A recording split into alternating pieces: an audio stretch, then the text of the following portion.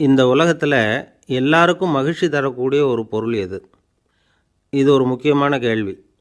இந்த கேள்விக்கு பொருத்தமான ஒரு பதிலை உங்களால் சொல்ல முடியுமா? அதாவது கொஞ்சம் யோசித்து பார்த்தா பணம்னு சொல்லலாமா? இப்போ கையில் காசு இல்லாதவங்ககிட்ட ஒரு 10 ரூபாயை கொடுத்தா அது அவனுக்கு சந்தோஷத்தை கொடுக்கும். ஏற்கனவே வருமான வரி பிரச்சனையில் சிக்கி இருக்கிறவர்கிட்ட இன்னும் கொஞ்சம் பணம் இந்தாங்கன்னு சொல்லி கொடுத்தோம்னா அது அவருக்கு சங்கடத்தை தான் கொடுக்கும். அதனால் அந்த கேள்விக்கு பணங்கிறது பொருத்தமான பதிலாக இருக்க முடியாது. கேள்வி என்னென்னா, இந்த உலகத்தில் எல்லாருக்கும் மகிழ்ச்சி தரக்கூடிய ஒரு பொருள் எது? சரி, இனிப்புன்னு சொல்லலாமா? ஏன்னா எல்லாருக்கும் இனிக்க தானே செய்யும். அதுலேயும் ஒரு சிக்கல் இருக்குது. சர்க்கரை வியாதிக்காரங்களுக்கு அது என்ன சந்தோஷத்தையாக கொடுக்கும்? ஆக எல்லாருக்கும் வேறுபாடு எதுவும் இல்லாமல் மகிழ்ச்சியை கொடுக்கக்கூடியது வேறு ஏதோ ஒன்று இருக்குது. அது என்னன்னு கண்டுபிடிக்கணும். அதுதான் இன்றைக்கி தகவல். இப்போ அதை கண்டுபிடிக்கணும்னா இந்த கதையை கேட்கணும். அது என்ன கதைன்னா, ஒரு ஊரில் ஒரு ராஜா இருந்தார். அவருக்கும் இதே சந்தேகம் வந்துட்டுது. அதாவது எல்லாருக்கும் இன்பம் தரக்கூடிய பொருள் எது அப்படின்னு. இதுக்கு பதில் தெரிஞ்சுக்கிறதுக்கு ஆசைப்பட்டார். சரி, அதுக்கு என்ன செய்யலாம்னு யோசனை பண்ணார். நாட்டு மக்களுக்கு பகிரங்கமாக ஒரு அறிவிப்பு கொடுத்தார். நம்ம நாட்டு மக்கள் இன்பம் தரக்கூடிய பொருள் எதுன்னு நினைக்கிறாங்களோ அதை கொண்டுக்கிட்டு வந்து அரண்மனையில் உள்ள கண்காட்சி மண்டபத்தில் வைக்கலாம். அப்படி அவங்க வைக்கிற பொருள்களில் எது எல்லாருக்கும் இன்பம் தரக்கூடியதாக இருக்குமோ அதை வச்சவருக்கு 1000 பொற்காசுகள் பரிசு அப்படின்னு அறிவிப்பு கொடுத்துட்டார். ஜனங்கள் இந்த அறிவிப்பை கேட்டாங்க. அதுக்கப்புறம் சும்மா இருப்பாங்களா? 1000 பொற்காசுன்னா சும்மாவா? அவங்க கையில் என்னென்ன கிடைச்சதோ அதையெல்லாம் கொண்டாந்து அரண்மனை காட்சி மண்டபத்தில் வச்சுட்டாங்க. அதுக்கப்புறமா ராஜா அங்கே வந்தார். ஒவ்வொன்றா பார்த்துக்கிட்டே வந்தார். முதல்ல ஒரு குயில் இருந்தது, இனிமையாக பாடக்கூடிய குயில். இந்த குயிலோட இன்னிசை எல்லாருக்கும் இன்பம் தரக்கூடியது தான். இருந்தாலும் காது கேட்காதவங்களுக்கு இந்த இசை எப்படி இன்பம் தர முடியும்? அதனால் இது சரியில்லைன்னு விட்டார். அடுத்தபடியாக போனார். அங்கே என்ன வச்சுருக்குறாங்கன்னு பார்த்தா ஒரு அழகான மயில் அங்கே தோகை விரித்து ஆடிக்கிட்டு இருக்குது. இந்த மயிலோட ஆட்டம் மனசுக்கு இன்பம் தரக்கூடியது தான். இருந்தாலும் பார்வை இல்லாதவங்க இந்த ஆட்டத்தை பார்த்து ரசிக்க முடியுமா? முடியாது. அதனால் இதுவும் சரியில்லை அப்படின்னு சொல்லிவிட்டார். அதுக்கு அடுத்தபடியாக போனார். பல வகையான இனிப்பு பண்டங்களை வச்சுருந்தாங்க. பார்த்தார், வயசானவங்களுக்கும் நோயாளிகளுக்கும் இது இன்பம் தராது, துன்பம்தான் கொடுக்கும் அப்படின்னார். இப்படி ஒவ்வொன்றா பார்த்துக்கிட்டே போகிறார். அழகான மலர்கள், கனிகள், ஓவியங்கள் எதுவுமே பொருத்தமாக தெரியல. சகல பேருக்கும் இன்பம் தரக்கூடிய வகையில் எதுவும் இல்லை. கடைசியாக வந்தார். அங்கே ஒரு களிமண் பொம்மை இருந்தது. அது என்ன பொம்மை தெரியுமா? பசியால் வாடி இருக்கிற ஒருத்தருக்கு ஒரு அம்மா இனிமையாக பேசிக்கிட்டு சோறு போடுறது மாதிரி அந்த பொம்மையை செஞ்சுருந்தாங்க. அதுக்கு கீழே அன்பு அப்படின்னு எழுதியிருந்துதான். ராஜா பளிச்சுன்னு ஒரு முடிவுக்கு வந்தார். அந்த பொம்மையை செஞ்ச சிற்பியை வரவழைச்சார், பரிசு கொடுத்தார். அன்பு ஒன்று தான் எல்லாருக்கும் இன்பம் அளிக்கக்கூடிய பொருள். காது கேட்காதவங்களும் அதை கேட்க முடியும், பார்வை இல்லாதவங்களும் அதை பார்க்க முடியும், குழந்தைகளும் அதை உணர முடியும் அப்படின்னு அதுக்கு விளக்கம் கொடுத்தார் அந்த மன்னர். இந்த உலகத்தில் எல்லாருக்கும் மகிழ்ச்சி தரக்கூடிய ஒரு பொருள் அன்பு தான். அதை புரிஞ்சுக்கிட்டு தான் சில கணவன்மார்கள் மனைவி பேரில் ரொம்ப அன்பை காட்டிக்கிறது வழக்கம். ஒரு வீட்டு வாசப்படி பக்கமாக மழைக்கு ஒதுங்கினார் ஒருத்தர். மழை தூரிக்கிட்டு இருந்தது, இருட்டு நேரம். அந்த வீட்டில் இருந்தவர், இன்றைக்கி ராத்திரி வேணும்னா இங்கேயே தங்கிட்டு காலையில் போங்க அப்படின்னார். உடனே இவர் சொன்னார், ரொம்ப நன்றிங்க, ஒரு 10 நிமிஷத்தில் இதை வந்துவிடுறேன் அப்படின்னு சொல்லிவிட்டு எங்கேயோ ஓடினார். 10 நிமிஷம் கழித்து திரும்பி வந்தார். ஆமாம், எங்கே போயிட்டு வந்தீங்கன்னு கேட்டார் வீட்டில் இருந்தவர். நேராக எங்கள் வீட்டுக்கு போய் மனைவிக்கிட்ட இன்றைக்கி ராத்திரி இங்கேயே தங்கிக்கிறேன்னு சொல்லிவிட்டு வந்துவிட்டேன் அப்படின்னார் அவர். அன்பில் இது ஒரு ரகம். ஒருத்தர் ரொம்பவும் மகிழ்ச்சியாக வந்துக்கிட்டு இருந்தார். என்ன விஷயம்னு விசாரித்தேன்.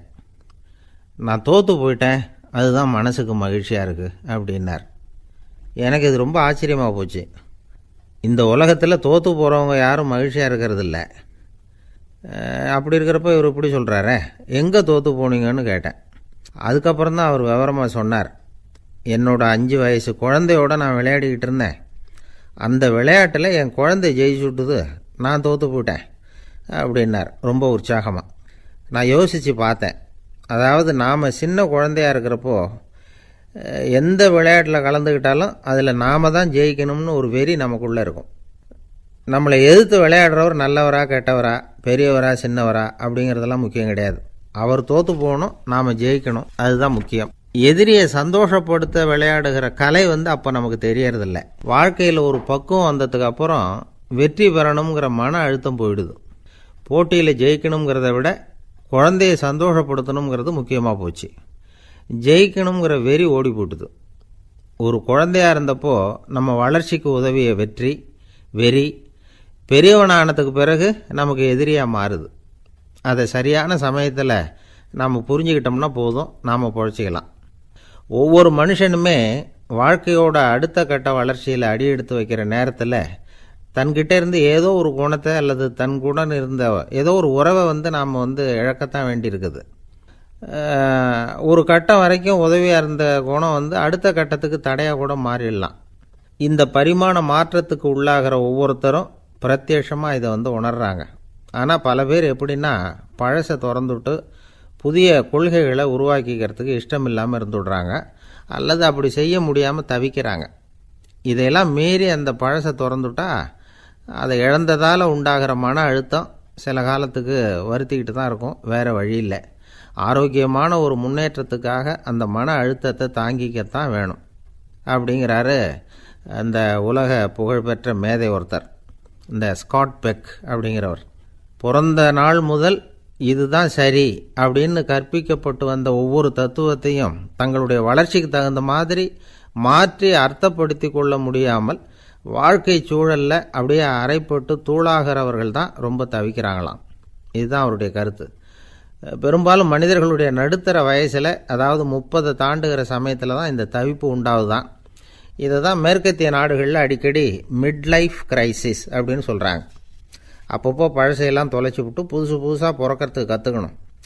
ஒவ்வொரு நிமிஷத்தையும் அந்த நிமிஷத்துக்கு ஏற்ற சித்தாந்தம் கொண்டவர்களாக சந்திப்போம் அப்படிங்கிறார் அந்த உளவியல் நிபுணர்.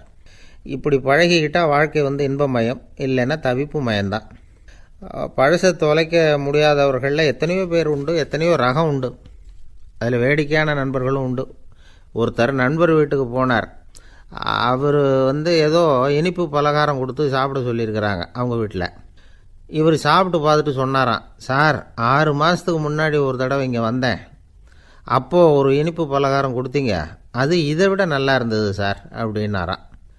அப்போ செஞ்ச அதே இனிப்பு பலகாரம் தான் சார் இதுவும் அப்படின்னாராம் அவர். ஊருக்கு வெளியில் அமைதியான ஒரு இடம், அங்கே ஒரு ஆசிரமம், அங்கே ஒரு சாமியார்.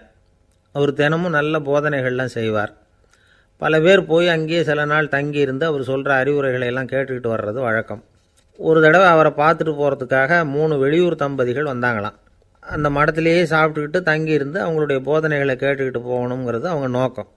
காலையில் குளிச்சுட்டு பூஜையில் உட்காந்தார் அந்த சுவாமி. இவங்களும் குளிச்சுட்டு அந்த பூஜையை பார்க்குறதுக்காக அவர் முன்னாடி உட்காந்தாங்க. பூஜை ஆரம்பமாச்சு. சம்பிரதாயப்படி அது ரொம்ப நேரம் நடந்துக்கிட்டே இருக்குது. இவங்களுக்கு நல்ல பசி இருந்தாலும் இந்த நேரத்தில் அதை எப்படி வெளியில் காட்டிக்கிறது? பேசாமல் இருந்தாங்க.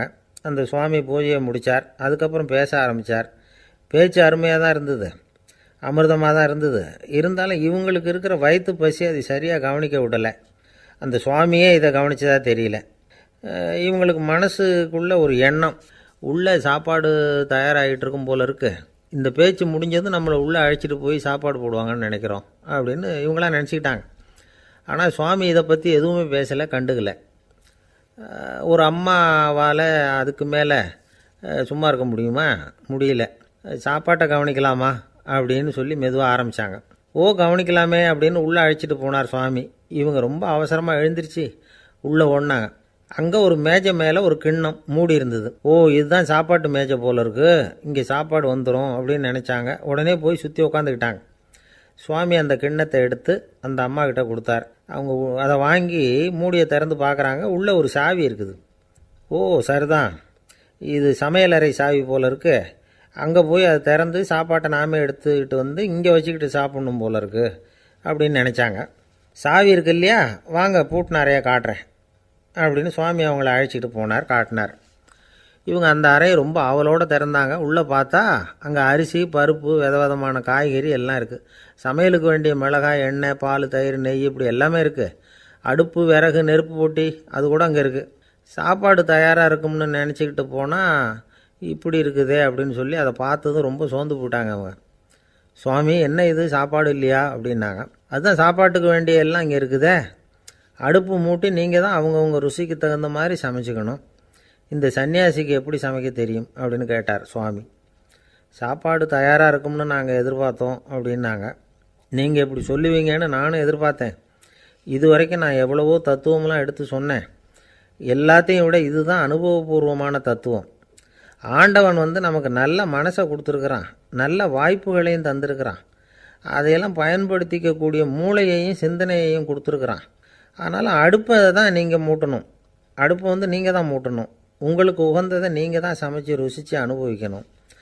ஆண்டவனே அதை செஞ்சிகிட்டு இருக்க மாட்டான் அப்படின்னாராம் அந்த சுவாமி. நம்முடைய வாழ்க்கையில் பல நல்ல பலன்களை பெறுறதுக்கு நாம் தான் முயற்சி பண்ணணும். அதுக்குரிய சூழ்நிலையை தான் ஆண்டவன் கொடுப்பானே தவிர அதை விளக்கிறதுக்காக தான் அந்த சுவாமி அப்படி செஞ்சு காட்டியிருக்கிறார். இது ஒரு பெரியவர் இப்படி ஒரு விளக்கம் கொடுத்தார். அதுக்கப்புறம் அந்த 3 தம்பதிகளும் தெளிவடைஞ்சுட்டாங்களாம். நாம் தெளிவடைகிறது எப்போங்கிறது தான் தெரியல அப்படின்னு பல பேர் இதை கேட்டுட்டு சொல்லிகிட்டு இருக்கிறாங்க. இந்த கதையை நம்முடைய நண்பர் ஒருத்தர்கிட்ட சொன்னேன். அந்த நண்பர் ரொம்ப சந்தோஷப்பட்டார். நீங்கள் சொல்கிறது கரெக்டு சார், ஆனால் நான் அதை விட ஒரு படி மேலே சார். எனக்கெல்லாம் அரிசி பருப்பு இருக்கிற ரூம் எதுன்னு கையை காட்டிட்டா போதும். உடனே கிண்ணத்துலேருந்து சாவியை எடுத்து கொடுக்கணுங்கிற அவசியம்லாம் இல்லை எனக்கு. அப்புறம் எப்படி ரூமை திறந்துருவீங்க அப்படின்னு கேட்டேன். பூட்டை உடச்சி திறந்துருவேன், அதுதான் எனக்கு பழக்கம் அப்படிங்கிறார். ஒருத்தர் அவசரமாக போய்கிட்டு இருந்தார். எங்கே போய்கிட்டு இருக்கீங்க அப்படின்னு கேட்டார் ஒரு பெரியவர். கடைக்கு போகிறேன் சார், சாமான் வாங்கிறதுக்கு அப்படின்னார். அங்கே போகிறதுக்கு முன்னாடி தெரிஞ்சிக்க வேண்டியதெல்லாம் தெரிஞ்சுக்கிட்டீங்களா அப்படின்னு கேட்டார் பெரியவர். கடைக்கு போய் காசை கொடுத்து ஒரு பொருளை வாங்கிட்டு வரப்போகிறோம், இதில் தெரிஞ்சிக்க வேண்டியது என்ன இருக்குது அப்படின்னார் அலட்சியமாக. இப்போ அந்த பெரியவர் பேச ஆரம்பித்தார். இந்த உலகத்தில் எந்த ஒரு செயலில் இறங்குறப்பவும் நாம் நல்லா ஆலோசனை பண்ண வேண்டிய விஷயம் 5 அப்படின்னார். உதாரணமாக, ஒருத்தன் கடைக்கு போய் ஏதோ ஒரு பொருளை வாங்கிட்டு வர போகிறான்னு வச்சுக்கோங்களேன். அப்போ கூட அவன் 5 விஷயங்களை பற்றி தெரிஞ்சுக்க வேண்டியிருக்குது அப்படிங்கிறார் அவர். முதல்ல அந்த பொருள் எப்படிப்பட்டது அப்படிங்கிறத தெரிஞ்சுக்கணும். ரெண்டாவதாக தன்னை பற்றியும் தெரிஞ்சுக்கணும். அப்போ தான் அந்த பொருள் தனக்கு தேவையா இல்லையா அப்படிங்கிறத புரிஞ்சுக்க முடியும். மூணாவதாக தெரிஞ்சுக்க வேண்டியது ஒன்று இருக்குது. அது என்னென்னா, அந்த பொருளை அடையிறதுக்கு வழி என்ன அப்படிங்கிறத தெரிஞ்சுக்கணும். அதாவது எவ்வளவு பணம் கொடுத்தா அது கிடைக்கும், இது மாதிரியான விஷயங்கள். நாலாவதாக அந்த பொருளை அடையிறது மூலமாக நாம் அடையக்கூடிய பயன் என்ன அப்படிங்கிறதையும் உணரணும். அஞ்சாவது, அந்த பொருளை அடையிறதுல இருக்கக்கூடிய தடை எது அப்படிங்கிறதையும் நாம் தெரிஞ்சுக்கணும். பெரியவர் பேசுகிறது ஏதோ தத்துவம் மாதிரி தெரியுது இல்லையா? தத்துவம்தான். அதாவது இப்படி உலகியல் வாழ்க்கையில் சின்ன சின்ன விஷயங்கள்லேயே நாம் 5 விஷயங்களை தெரிஞ்சுக்க வேண்டியிருக்குது. அது ரொம்ப அவசியமாக இருக்குது. பேரின்ப நிலைன்னு சொல்கிறாங்கள்ல, அது மாதிரி பெரிய சமாச்சாரங்கள்லேயும் இந்த 5 விஷயங்களை நாம் தெரிஞ்சுக்க வேண்டியிருக்குது. அதுக்கு பேர் என்னன்னா அர்த்த பஞ்சகம். வைணவ சமயத்தில் அர்த்த பஞ்சகம்ங்கிறது ரொம்ப பெரிய விஷயம். கடைக்கு போகிறது மாதிரி கடவுளை பார்க்க போகிறப்பவும் நாம் 5 விஷயங்களை தெரிஞ்சுக்கணுமா. முதல்ல பரம்பொருள் அப்படிங்கிறது என்ன, அதோட தன்மைகள் என்ன, இதை தெரிஞ்சுக்கணும். இதுக்கு பேர் என்னென்னா பரமாத்ம ஸ்வரூபம் அப்படின்னு பேர். ரெண்டாவது, நாம் யார், நம்மோட தன்மை என்ன அப்படிங்கிறத தெரிஞ்சுக்கணும். நான் யாருன்னு எனக்கே தெரியலங்கிறப்போ இதை நான் சொல்கிறேன்னு இது என்னுடையதுன்னு சொல்கிறது தப்பு தானே. அப்புறம் மூணாவது விஷயம், பரம்பொருளை நாம் அடையிறதுக்கு வழி எது, இதை தெரிஞ்சுக்கணும். இது உபாய ஸ்வரூபம் அப்படின்னு பேர். நாலாவது விஷயம், நாம் அடைய வேண்டிய பயன்கள் என்ன அப்படிங்கிறத தெரிஞ்சுக்கிறது. இதுக்கு புருஷார்த்தம் அப்படின்னு பேர். அஞ்சாவது, அந்த பயனை அடைய விடாமல் தடுக்கிற தடைகள் யாவை அப்படிங்கிறத தெரிஞ்சுக்கிறது. இது விரோதி ஸ்வரூபம். இதைத்தான் தடையியல் அப்படின்னு சொல்கிறாங்க. அதாவது பரமாத்மாவை பற்றிய அறிவு, ஜீவாத்மாவை பற்றிய அறிவு, உபாயம் பற்றிய அறிவு, புருஷார்த்தம் பற்றிய அறிவு, இந்த 4 அறிவுக்கும் எதிரடையாக, அதாவது அதையெல்லாம் தப்பாக புரிஞ்சுக்கிறதால உண்டாகக்கூடிய அறிவு விரோதி ஸ்வரூபம். என்ன இது தகவலில் ஏதாவது கதை சொல்லுவீங்கன்னு பார்த்தா ஏதோ தத்துவம் பேசிகிட்டு இருக்கிறீங்களே அப்படின்னு நினைக்கலாம். இதுவும் தெரிஞ்சிக்க வேண்டிய ஒரு பெரிய விஷயந்தான். காதில் போட்டு வச்சா எப்போவாவது உபயோகப்படும். என்னுடைய நண்பர் ஒருத்தர் ஒரு நாள் என்கிட்ட சொன்னார், சார், அடுத்த மாதம் தஞ்சாவூரில் ஒரு கல்யாணம், போகிறதா வேண்டாமா அப்படின்னு ஒரே குழப்பமாக இருக்குது அப்படின்னார். நான் உடனே இந்த அர்த்த பஞ்சக உபதேசம் பண்ண ஆரம்பித்தேன். அவர் எல்லாத்தையும் பொறுமையாக கேட்டுவிட்டு, சரி சார், நான் போகிறதுன்னு முடிவு பண்ணிவிட்டேன்னார். எப்படி இந்த முடிவுக்கு வந்தீங்க அப்படின்னு கேட்டேன். அவர் சொன்னார், சார் அந்த 2வது பாயிண்ட் ஒன்று சொன்னீங்களே, அதை புரிஞ்சுக்கிட்டதுக்கு அப்புறம்தான் இந்த முடிவுக்கு வந்தேன் அப்படின்னார். என்ன 2வது பாயிண்ட்டுன்னு? அதாவது தன்னை பற்றி புரிஞ்சுக்கணும் அப்படின்னு சொன்னீங்க. உடனே என்னை பற்றி புரிஞ்சுக்கிட்டேன், நான் யாருங்கிறது எனக்கு தெரிஞ்சுது, உடனே போகிறது தான் நல்லதுன்னு முடிவு பண்ணிவிட்டேன்னார். நீங்கள் யாருன்னு கேட்டேன். நான் தான் சார் அந்த கல்யாணத்தில் தாலி கட்ட வேண்டிய மாப்பிள்ளை அப்படின்னார். ஒரு அப்பாவுக்கு 2 பிள்ளைங்க. மூத்தவன் ரொம்ப அடக்கம், அப்பா எது சொன்னாலும் கேட்பான், பெரியவங்களுக்கு கீழ்ப்படிஞ்சு நடப்பான். இளையவன் அப்படி இல்லை, தான் நினச்சதை தான் சொல்லுவான் செய்வான், அடுத்தவங்க சொல்கிறத கேட்க மாட்டான், அடங்கி நடக்க மாட்டான். இந்த 2 பேரில் யாரை உங்களுக்கு பிடிக்கும்? பெரியவனை தான் பிடிக்கும், ஏன்னா அவன் தான் சொல்கிற பேச்சை கேட்குறவன் அப்படின்னு சொல்லுவீங்க. ஆனால் ஒரு ஞானி என்ன சொல்கிறார் தெரியுமா? ஒரு குழந்தை அதன் அறிவுக்காக மதிக்கப்பட வேண்டுமே தவிர அதனுடைய கீழ்ப்படியும் தன்மைக்காக அல்ல அப்படிங்கிறார்.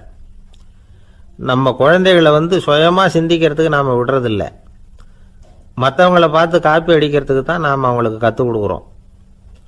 புகழ்பெற்ற மனிதர்கள் சிலருடைய பேரை சொல்லி நீயும் அவர் மாதிரி ஆகணும், இவர் மாதிரி ஆகணும் அப்படின்னு சொல்லிகிட்டே இருக்கிறோம். குழந்தைகள் தங்களுடைய தனித்தன்மையை வளர்த்துக்கிறதுக்கு நாம் தடையாக இருக்கிறோம். ஒரு குழந்தைகிட்ட அனாவசியமாக நம்பிக்கையை வளர்த்துடக்கூடாது, எந்த கோட்பாட்டையும் திணிக்கக்கூடாது. நாம் ஏற்கனவே அர்த்தமில்லாத கருத்துக்களையும் கொள்கைகளையும் மனசில் போட்டு நிரப்பி வச்சிருக்கிறோம். இந்த உலகத்துக்கு புதுசாக சேர்ந்திருக்கிற ஒரு குழந்தையின் தூய்மையான மனசில் நம்ம கருத்துக்களை அறிமுகம் செய்ய அல்லது திணிக்கிறதுக்கு நமக்கு எந்த அதிகாரமும் கிடையாது. ஒரு குழந்தைய நீ இந்த மதத்தை சேர்ந்தவன் அப்படின்னு பிறந்ததுமே ஒரு முத்திரை குத்தி விடுறோம். இது அதோட சுதந்திரத்தை ஆரம்பத்திலேயே கிள்ளி எறிகிறது மாதிரி தான். நீங்கள் ஒரு மதத்தின் வழிமுறைகளை கடைப்பிடிச்சிக்கிட்டு வர்றீங்க, அந்த வழியில் போய்கிட்டு இருக்கிறீங்க, சரி, அதனால் போகிறீங்க. அதுக்காக உங்கள் குழந்தையையும் அதே வழியில் தான் வரணும் அப்படின்னு கட்டாயப்படுத்துறதுக்கு உங்களுக்கு என்ன உரிமை இருக்குது? அந்த குழந்தை சுயமாக சிந்திச்சு ஒரு முடிவுக்கு வரட்டுமே, அதுக்கு நீங்கள் ஏன் தடையாக இருக்கிறீங்க? நமக்கு உண்மையிலேயே நம்ம குழந்தை மேலே அன்பு இருந்தால் இது மாதிரி திணிப்பு வேலைகளை செய்யக்கூடாது. திணிப்பு வேலைகளிலிருந்து குழந்தைகளை காப்பாற்றினா போதும், அதுதான் ரொம்ப முக்கியம். அடுத்த தலைமுறை அற்புதமான தலைமுறையாக உருவாகும். நாம் தான் சாதி மத சங்கடங்களில் மாட்டிக்கிட்டு தவிக்கிறோம். அவங்களாவது சாதி மத வேறுபாடு இல்லாத சமுதாயத்தை பார்க்கட்டுமே, அந்த சௌகரியங்களை அனுபவிக்கட்டுமே. அதுக்கு நாம் என்ன செய்யணும்னா ஒன்றும் செய்யாமல் இருந்தால் போதும். ஒரு குழந்தைகிட்ட நம்ம கருத்தை திணிக்கும் பொழுது என்ன ஆகுது தெரியுமா? அது அவனை அவங்கிட்ட இருந்தே அப்புறப்படுத்தி விடுது, அவனுடைய தனித்தன்மையை அழிச்சுடுது, அவனை ஒரு எல்லைக்குள்ளே திணிச்சுடுது. இதெல்லாம் அன்புங்கிற பேரால் பெற்றோர்கள் செய்கிற தப்பு. இதெல்லாம் கேட்டுக்கிட்டு இந்த காலத்தில் அப்பா ஒருத்தர் சொன்னார், நான் கருத்துக்களை எல்லாம் என் பையன்கிட்ட திணிக்கிறது இல்லைங்க, ஆனால் அதிகமாக சாப்பிட சொல்லி கட்டாயப்படுத்துவேன் அப்படின்னார். உங்கள் வீட்டு சமையல் அவ்வளவு நல்லா இருக்குமான்னு கேட்டாங்க. நல்லா இருந்தால் நான் ஏன் அவனை சாப்பிட சொல்லி கட்டாயப்படுத்த போகிறேன் அப்படின்னார். ஒரு பெரியவர்கிட்ட பேசிக்கிட்டு இருந்தேன். அவர் என்கிட்ட ஒரு கேள்வி கேட்டார். திருடர்கள் எத்தனை வகை தெரியுமா உனக்கு அப்படின்னார். இதுதான் அவர் கேட்ட கேள்வி. எதுக்காக என்ன பார்த்து அந்த கேள்வி கேட்டார் தெரியல. இருந்தாலும் நான் அவருக்கு பதில் சொன்னேன். திருடர்களில் எத்தனையோ வகை உண்டுங்க. கார் திருடன், சைக்கிள் திருடன், முகமூடி திருடன், எப்படி சொல்லிகிட்டே போகலாம். இருந்தாலும் என்னுடைய சிற்றறிவுக்கு எட்டின வரையில் திருடர்களை 2 வகையாக பிரிக்கலாம் அப்படின்னு நினைக்கிறேன்.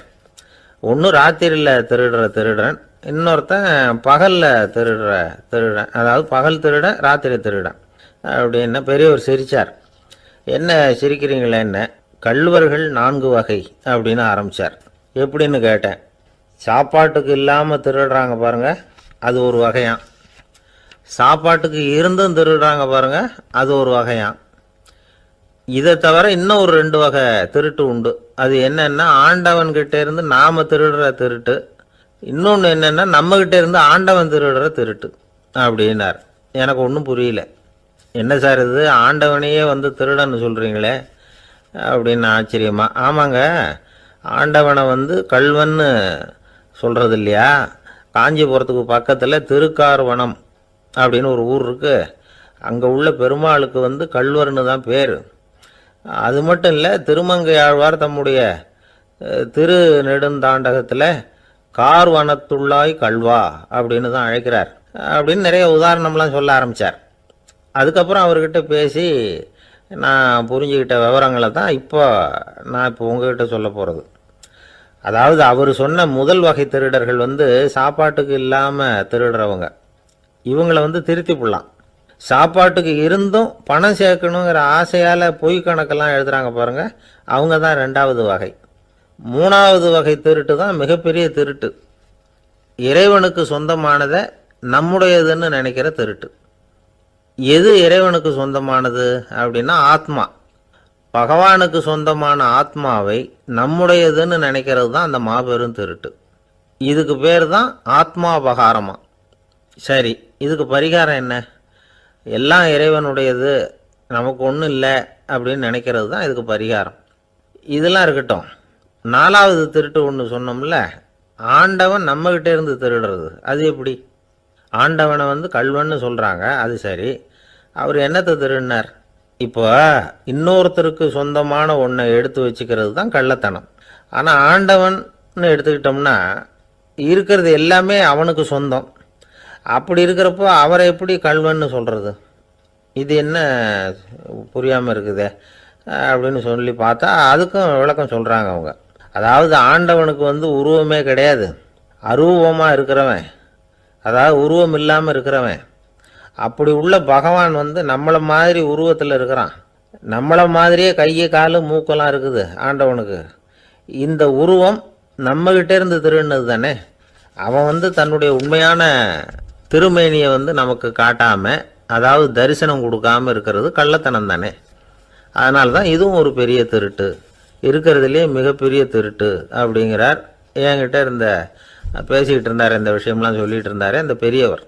அதாவது திருட்டை ஆன்மீக நோகத்தில் அவர் பார்க்குறார். நம்ம பார்வையில் இதை விட அபூர்வமான திருட்டுலாம் இங்கே உண்டு, அபூர்வமான திருடர்களும் உண்டு. ஒரு திருடன் சிறையிலிருந்து விடுதலையாகி வெளியில் போனான். கொஞ்ச நாளில் மறுபடியும் திரும்பி ஜெயிலுக்கு வந்துட்டான்.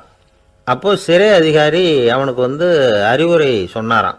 ஏன்பா இப்படி அடிக்கடி தப்பு பண்ணிவிட்டு ஜெயிலுக்கு வந்துவிடுறியே, உனக்கு சொந்த பந்தம் எதுவும் இல்லையா? உனக்கு அப்பா, அண்ணன், தம்பிகள் அவங்க கூட எல்லாம் சேர்ந்து வாழணுங்கிற ஆசை இல்லையா அப்படின்னு கேட்டிருக்கார்.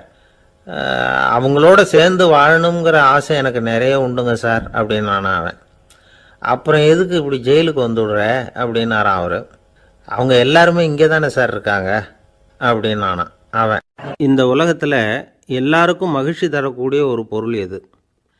இது ஒரு முக்கியமான கேள்வி. இந்த கேள்விக்கு பொருத்தமான ஒரு பதிலை உங்களால் சொல்ல முடியுமா?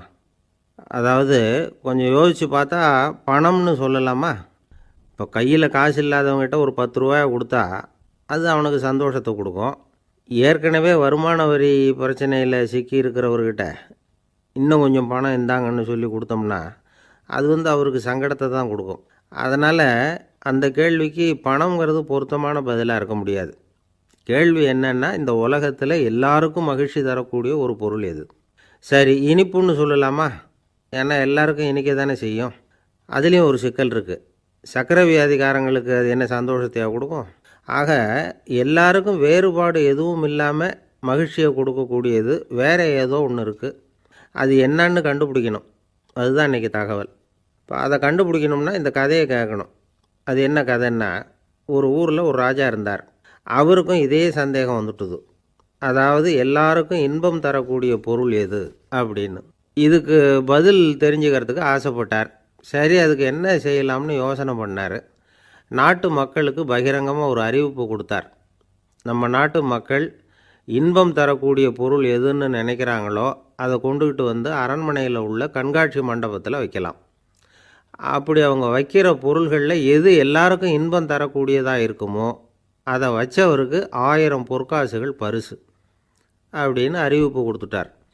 ஜனங்கள் இந்த அறிவிப்பை கேட்டாங்க. அதுக்கப்புறம் சும்மா இருப்பாங்களா? 1000 பொற்காசுன்னா சும்மாவா?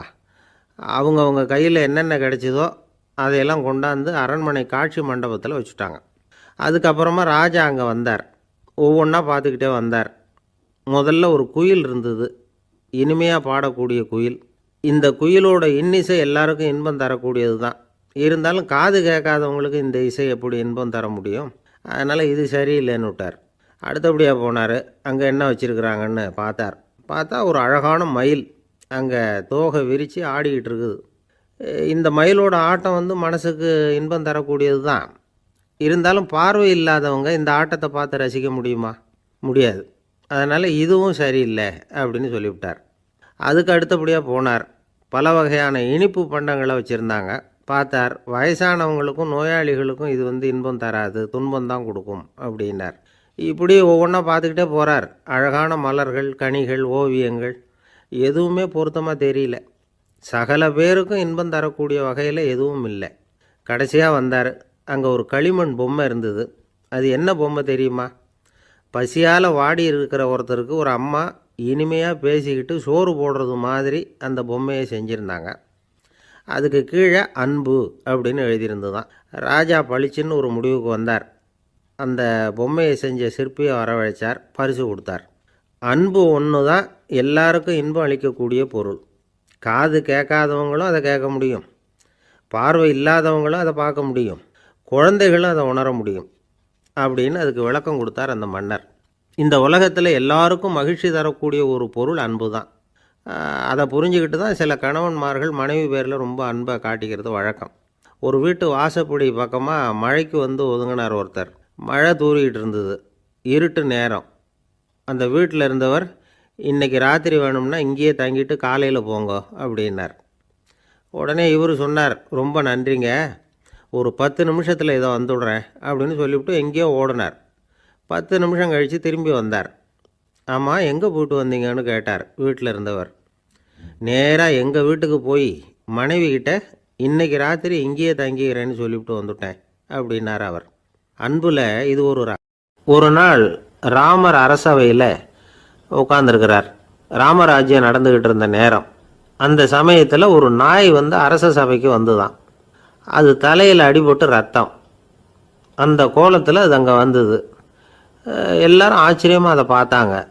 ராமரும் அந்த நாயை பார்த்தார். நீங்கள் வந்த காரியம் என்ன நடந்தது, எதுவாக இருந்தாலும் பயப்படாமல் சொல்லு அப்படின்னார்.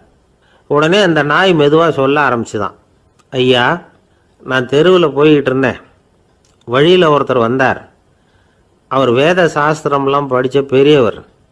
அவர் எந்த காரணமும் இல்லாமல் அவர் கையில் வச்சுருந்த குச்சியால் என் தலையில் அடிச்சுட்டார். அதுதான் தலையில் ரத்தம். இதை நீங்கள் விசாரித்து தகுந்த தீர்ப்பு வழங்கணும் அப்படின்னு தான் அந்த நாய். ராமர் பார்த்தார். உடனே தன்னுடைய காவலர்களை அனுப்புனார். அந்த ஆளை எங்கே இருந்தாலும் போய் கொண்டுகிட்டு வாங்க அப்படின்னு விட்டார். காவலர்கள் போனாங்க. அந்த ஆளை பிடிச்சி கொண்டு வந்துட்டாங்க. அரண்மனைக்கு வா அப்படின்னு சொல்லி கூப்பிட்டுட்டு வந்துட்டாங்க. என்ன நடந்ததுன்னு விசாரித்தார் ராமர். அதுக்கு அந்த ஆள் சொன்னார், நான் வீதி வழியாக வந்துக்கிட்டு இருந்தேன். குறுக்க இந்த நாய் வந்தது. நான் அவசரமாக போய்கிட்டு இருந்தேன். இது எனக்கு வழி விடாமல் குறுக்க பூந்து இடைஞ்சல் பண்ணிச்சு. எனக்கு கோபம் வந்துட்டுது. அதனால் அடிச்சுட்டேன். வேத சாஸ்திரம் படித்த நான் என் வசம் இழந்து கோபப்பட்டது பெரிய தப்பு தான். அதை நான் ஒத்துக்கிறேன். குற்றத்தை ஒப்புக்கொள்கிறேன். எனக்கு என்ன தண்டனை கொடுக்கணுமோ அதை கொடுங்க, ஏற்றுக்கிறேன் அப்படின்னு விட்டார். சரி, இப்போ அந்த ஆளுக்கு தண்டனை கொடுக்கணும். என்ன தண்டனை கொடுக்கறது யோசனை பண்ணார் ராமர். அதையும் அந்த நாய்கிட்டே கேட்டார். நீயே சொல்லு, என்ன தண்டனை கொடுக்கலாம் இவருக்கு அப்படின்னார். இதுக்கு அந்த நாய் என்ன சொல்லிச்சு தெரியுமா?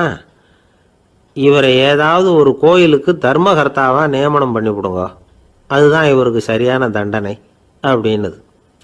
இதை கேட்டதும் ராமர் முகத்தில் புன்னகை. ஆனால் அங்கே இருந்த மற்றவங்களுக்கெல்லாம் ஆச்சரியம். அது எப்படி, தப்பு செஞ்சவங்களுக்கு தண்டனை கொடுக்கறது தானே நியாயம், அதை விட்டுட்டு தர்மகர்த்தா பதவியை கொடுக்க சொல்லுதே இந்த நாய் அப்படிங்கிற ஆச்சரியம். இந்த சந்தேகத்தை அந்த நாய்கிட்டேயே கேட்டாங்க அங்கே இருந்தவங்க. இதுக்கு அந்த நாய் பதில் சொல்லிச்சான். நான் போன பிறவியில் ஒரு கோயிலுக்கு தர்மகர்த்தாவாக இருந்தேன். எவ்வளவோ கவனமாக எச்சரிக்கையாக தான் என்னுடைய கடமைகளையெல்லாம் செஞ்சுக்கிட்டு வந்தேன். அப்படி இருந்தாலும் சில சமயங்களில் என்னையும் மீறி கோயில் செல்வத்தை நான் அனுபவிக்கிறதுக்கு காரணமாயிட்டேன். ஒரு கோவிலுக்கு தர்மகர்த்தாவாக இருக்கிறவங்க எப்படியும் இந்த பாவத்திலேருந்து தப்பிக்கிறது கஷ்டம். அதனால தான் நான் இந்த பிறவியில் நாயாக பிறந்து இப்படி கஷ்டப்படுறேன். இதே நிலைமை இந்த ஆளுக்கும் ஏற்படணும் அப்படிங்கிறதுக்காக தான் அவரையும் ஒரு கோயிலுக்கு தர்மகர்த்தாவை நியமிக்கும்படி கேட்டுக்கிட்டேன் அப்படின்னு தான் இந்த நாய். இதிலேருந்து என்ன தெரியுது, எந்த பதவியில் நாம் இருந்தாலும் நமக்கு தெரியாமல் கூட அதை தவறாக உபயோகப்படுத்தக்கூடாதுங்கிறத இதிலேருந்து புரிஞ்சுக்கணும். இல்லைன்னா அடுத்த பிறவியில் நாயாக பிறந்து எங்கேயாவது போய் வாழை ஆடிட்டு நிற்க வேண்டியது தான். கோவில் வாசலில் 2 நாய் பேசிக்கிட்டு இருந்து தான், போன ஜென்மத்தில் நான் மனுஷனாக தான் இருந்தேன், ஒரு கோவில் பூசாரி பேச்சை கேட்டுவிட்டு அவரோட கூட்டு சேர்ந்துக்கிட்டு ஆண்டவன் போட்டிருந்த நகையெல்லாம் அபகரித்து என்கிட்ட கொடுத்தாரு அவர். நான் எடுத்துகிட்டு வந்துட்டேன். திருடினது அந்த ஆள் தான், எடுத்துக்கிட்டு வந்தது தான் நான். இருந்தாலும் நான் மட்டும் நாயாக பிறந்துட்டேன். இப்போ மட்டும் அந்த பூசாரி என்கிட்ட மாட்டினா கடித்து குதறி விடுவேன் அப்படின்னு தான். அவசரப்பட்டு அப்படி செஞ்சுடாதே. பதிலுக்கு அவரும் உன்னை திருப்பி கடித்தாலும் கடிச்சிருவார். ஏன்னா அவரும் இப்போ ஒரு நாயாக தான் பிறந்திருக்கிறார் அப்படின்னு தான். இன்னொன்று, அது எப்படி உனக்கு தெரியும்னு தான். இது நான் தானே அது அப்படின்னு தான் அந்த நாய். காஞ்சிபுரத்தில் பல்லவ ராஜா ஒரு கோவில் கட்டினார், கைலாசநாதர் கோவில். அதுக்கு கும்பாபிஷேகம் பண்ணுறதுக்கு ஒரு நாள் குறிப்பிட்டு அதுக்கு வேண்டிய ஏற்பாடுகள்லாம் பண்ணினார். முதல் காரியமாக கடவுளை வேண்டிக்கிட்டார், நீங்கள் இந்த கும்பாபிஷேகத்துக்கு நேரில் வந்து கலந்துக்கணும்னார். கடவுள் அந்த ராஜா கனவுல வந்தார். நீ கும்பாபிஷேகம் வச்சிருக்கிற அதே நாளில் அதே நேரத்தில் எனக்கு இன்னொரு ஊரில் ஒரு கும்பாபிஷேகம் இருக்குது, அதுக்கு போக வேண்டியிருக்கு. அதாவது திருநின்ற ஊரில் என்னுடைய பக்தர் ஒருத்தர், அவரும் ஒரு கோயில் கட்டி கும்பாபிஷேகம் செய்கிறார், நான் அதுக்கு போக வேண்டியிருக்கு. அதனால் உன்னுடைய தேதியை நீ மாற்றி வச்சுக்கோ அப்படின்னார். கடவுள் தான் எங்கேயும் இருக்கிறவராச்சே, அவர் நினச்சா 2 இடத்துலையும் இருந்து கோயில் கும்பாபிஷேகத்தை நடத்த முடியாதா? ஏன் இப்படி செய்யலை? அது ஒரு முக்கியமான காரணத்துக்காக தான். திருநின்ற ஊரில் இருந்த பூசலாருங்கிற அந்த அடியாரின் பெருமையை இந்த உலகத்துக்கு எடுத்து காட்டணுங்கிறதுக்காகத்தான் கடவுள் அந்த ராஜா கிட்ட அப்படி சொன்னார். சரி, அந்த அடியார் அப்படி என்ன தான் பெருசாக கோயில் கட்டி விட்டார்? ராஜா கட்டின கோயிலை விட பெருசா? அவர் கட்டினது கருங்கல்லாலேயோ மண்ணாலேயோ மரத்தாலேயோ இல்லை. அவர் கட்டின கோயில் வேறு மாதிரி. அது மனசால கட்டின கோயில், மனசுக்குள்ளே இருக்கிற கோவில், மனக்கோவில். அந்த அடியார் தன்னோட மனசுக்குள்ளே மாசக்கணக்காக ஒவ்வொரு கல்லாக சேர்த்து கட்டின கோவில். இந்த விஷயம் ராஜாவுக்கு தெரியாது. அவர் என்ன நினச்சுட்டாரு, அது நாம் கட்டின கற்கோயிலை விட ரொம்ப பெருசாக இருக்கும் போல இருக்கு அப்படின்னு நினச்சிட்டார். சரி, அப்பேற்பட்ட அந்த கோயிலை தரிசனம் பண்ணிவிட்டு வருவோம் அப்படின்னு நினச்சி ராஜா திருநின்ற ஊருக்கு போகிறார். அங்கே போய் பார்த்தா கோயிலையும் காணும், ஒன்றையும் காணும். கடைசியில் பூசலார் கட்டின மனக்கோவில் தான் அதுங்கிறத அவர் புரிஞ்சுக்கிறார். உடனே அந்த அடியாரின் காலில் விழுந்து வணங்குறார். அவரோ, இது மனசால முயன்ற கோவில், இதுக்கு இத்தனை பெருமையா அப்படின்னு ஆச்சரியப்படுறார். இதில் ஆச்சரியப்படுறதுக்கு ஒன்றும் இல்லை. ஆண்டவன் விரும்புறது அகபக்தியையே தவிர புற தோற்றங்களே அல்ல. இதை நாம் புரிஞ்சுக்கிட்டோம்னா நமக்குள்ள எந்த வேறுபாடுகளும் வர்றதுக்கு வழியே இல்லை. இன்னொரு ராஜா இருந்தார். அவர் ஆண்டவனுக்கு படைக்கிறதுக்காக ஒரு தார் நல்ல செவ்வாழை பழமாக எடுத்துக்கிட்டு போகணும்னு நினச்சார். அதனால் முத நாளே அதை வாங்கிட்டு வர சொன்னார் வேலைக்காரங்கிட்ட. வேலைக்காரன் போனால் கடைத்தெருவில் ஒரு தார் பழம் வாங்கினான். வர்ற வழியில் அவன் குடிசை அப்படியே எட்டி பார்த்துட்டு போவோமேன்னு நினச்சான். போனான். அங்கே இவனோட குழந்தை பாவம் பசியால் கத்திக்கிட்டு இருக்கு.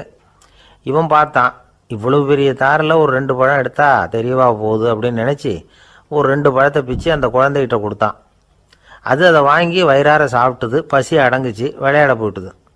இவன் அதுக்கப்புறம் வாழைப்பழத்தை எடுத்துக்கிட்டு அரண்மனைக்கு வந்தான். 2 பழம் பிச்சிருக்கிறது ராஜாவுக்கு தெரிஞ்சு போச்சு. இவன் உண்மையை சொல்லிவிட்டான். உடனே ராஜா, கடவுளுக்கு படைக்க வேண்டிய பொருளை குழந்தை எச்சில் பண்ண விட்டுருக்கியே அப்படின்னு சொல்லி அவனை கட்டி வச்சு சாட்டையால் அடித்தார் பாவம். மறுநாள் பழத்தை கோயிலுக்கு எடுத்துகிட்டு போனார். கடவுள் முன்னாடி வச்சார். கடவுள் கண்ணை திறந்து பார்த்தார், பழம்லாம் அழுகி இருக்குது. என்ன இது அழுகி போன பழம் அப்படின்னார். ராஜா முழிச்சார். நல்லா தானே இருந்தது அப்படின்னு நினச்சார்.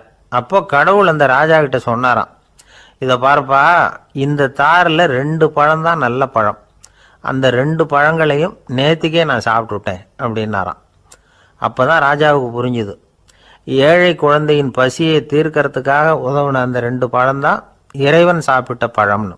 இறைவன் இருக்கிற இடம் எது? இதுதான். ஒரே ஒரு ஊரில் ஒரு அம்மா இருந்தாங்க. அந்த அம்மாவுக்கு ஒரே ஒரு பிள்ளையாண்டான். அவனுக்கு ரொம்ப அக்கறையோடு கல்யாணம் பண்ணி வச்சாங்க. கல்யாணம் முடிஞ்சதும் மருமக பொண்ணு வீட்டுக்கு சேர்ந்தது. அப்பாடா, என் கடமை முடிஞ்சுது, இனிமேல் அக்கடான்னு எங்கேயாவது ஒரு மூலையில் படுத்து கிடக்கலாம் அப்படின்னு நினச்சாங்க அந்த அம்மா. ஆனால் நினைக்கிறபடி எங்கே நடக்குது? அதுக்கப்புறம் தான் பிரச்சனையே ஆரம்பமாச்சு. மருமகள் குணம் சரியில்லை, ஒரு மாதிரி. அந்த பொண்ணு வீட்டுக்கு வந்ததுமே முதல் வேலையாக மாமியாரை பார்த்து, அதுதான் நான் வந்துட்டேன்ல, இனிமேல் உங்களுக்கு என்ன வேலைங்க, புறப்பட வேண்டியது தானே, காசி ராமேஸ்வரம்னு எங்கேயாவது போங்க அப்படின்னுட்டு தான். மாமியார் பார்த்தாங்க, கொஞ்சம் யோசனை பண்ணாங்க. இந்த பாருமா, நீ இப்படி சொல்கிறதுக்கு முன்னாடியே வீட்டை விட்டு புறப்படணுங்கிற முடிவுக்கு நான் வந்துட்டேன். வீட்டை மட்டும் இல்லை, இந்த உலகத்தை விட்டே கூட போகிறதுக்கு தயாராக இருக்கிறேன். ஆனால் ஒரே ஒரு விஷயத்துக்காக என் உயிரை கையில் பிடிச்சிக்கிட்டு இருக்கிறேன் அப்படின்னாங்களாம். என்ன விஷயம்னு கேட்டது இந்த மருமக பொண்ணு. வேற ஒன்றும் இல்லை, என் பிள்ளைக்கு கல்யாணம் பண்ணி வச்சுட்டேன்.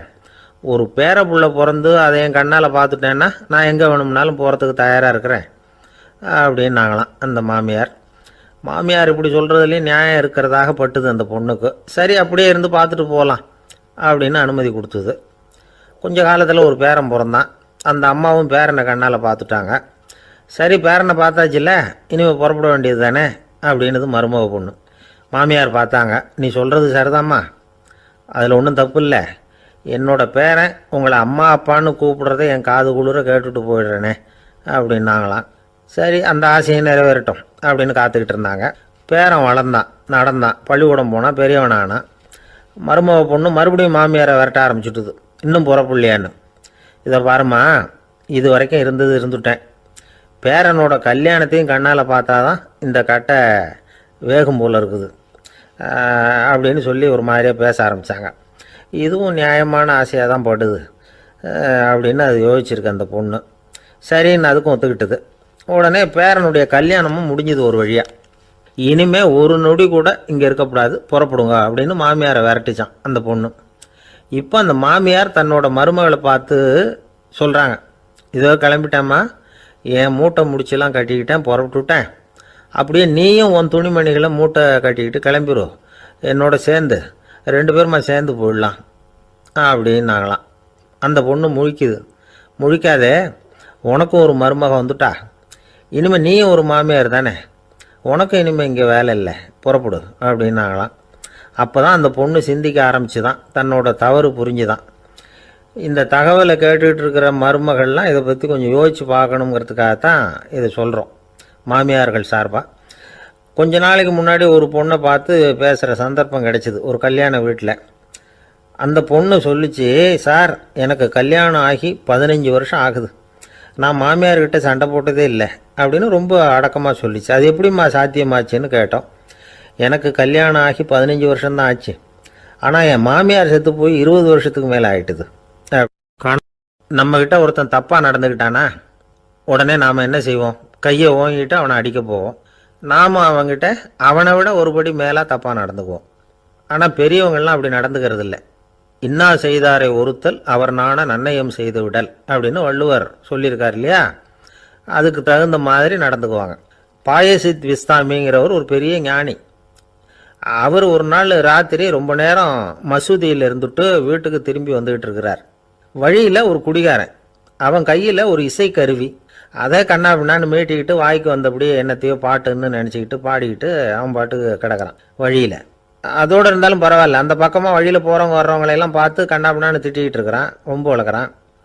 பாயசித் பிஸ்தாமிங்கிற அந்த பெரியவர் அந்த வழியாக போகிறார். அவனை பார்க்குறார். அவனுடைய நிலைமையை பார்த்துட்டு பரிதாபப்படுறார்.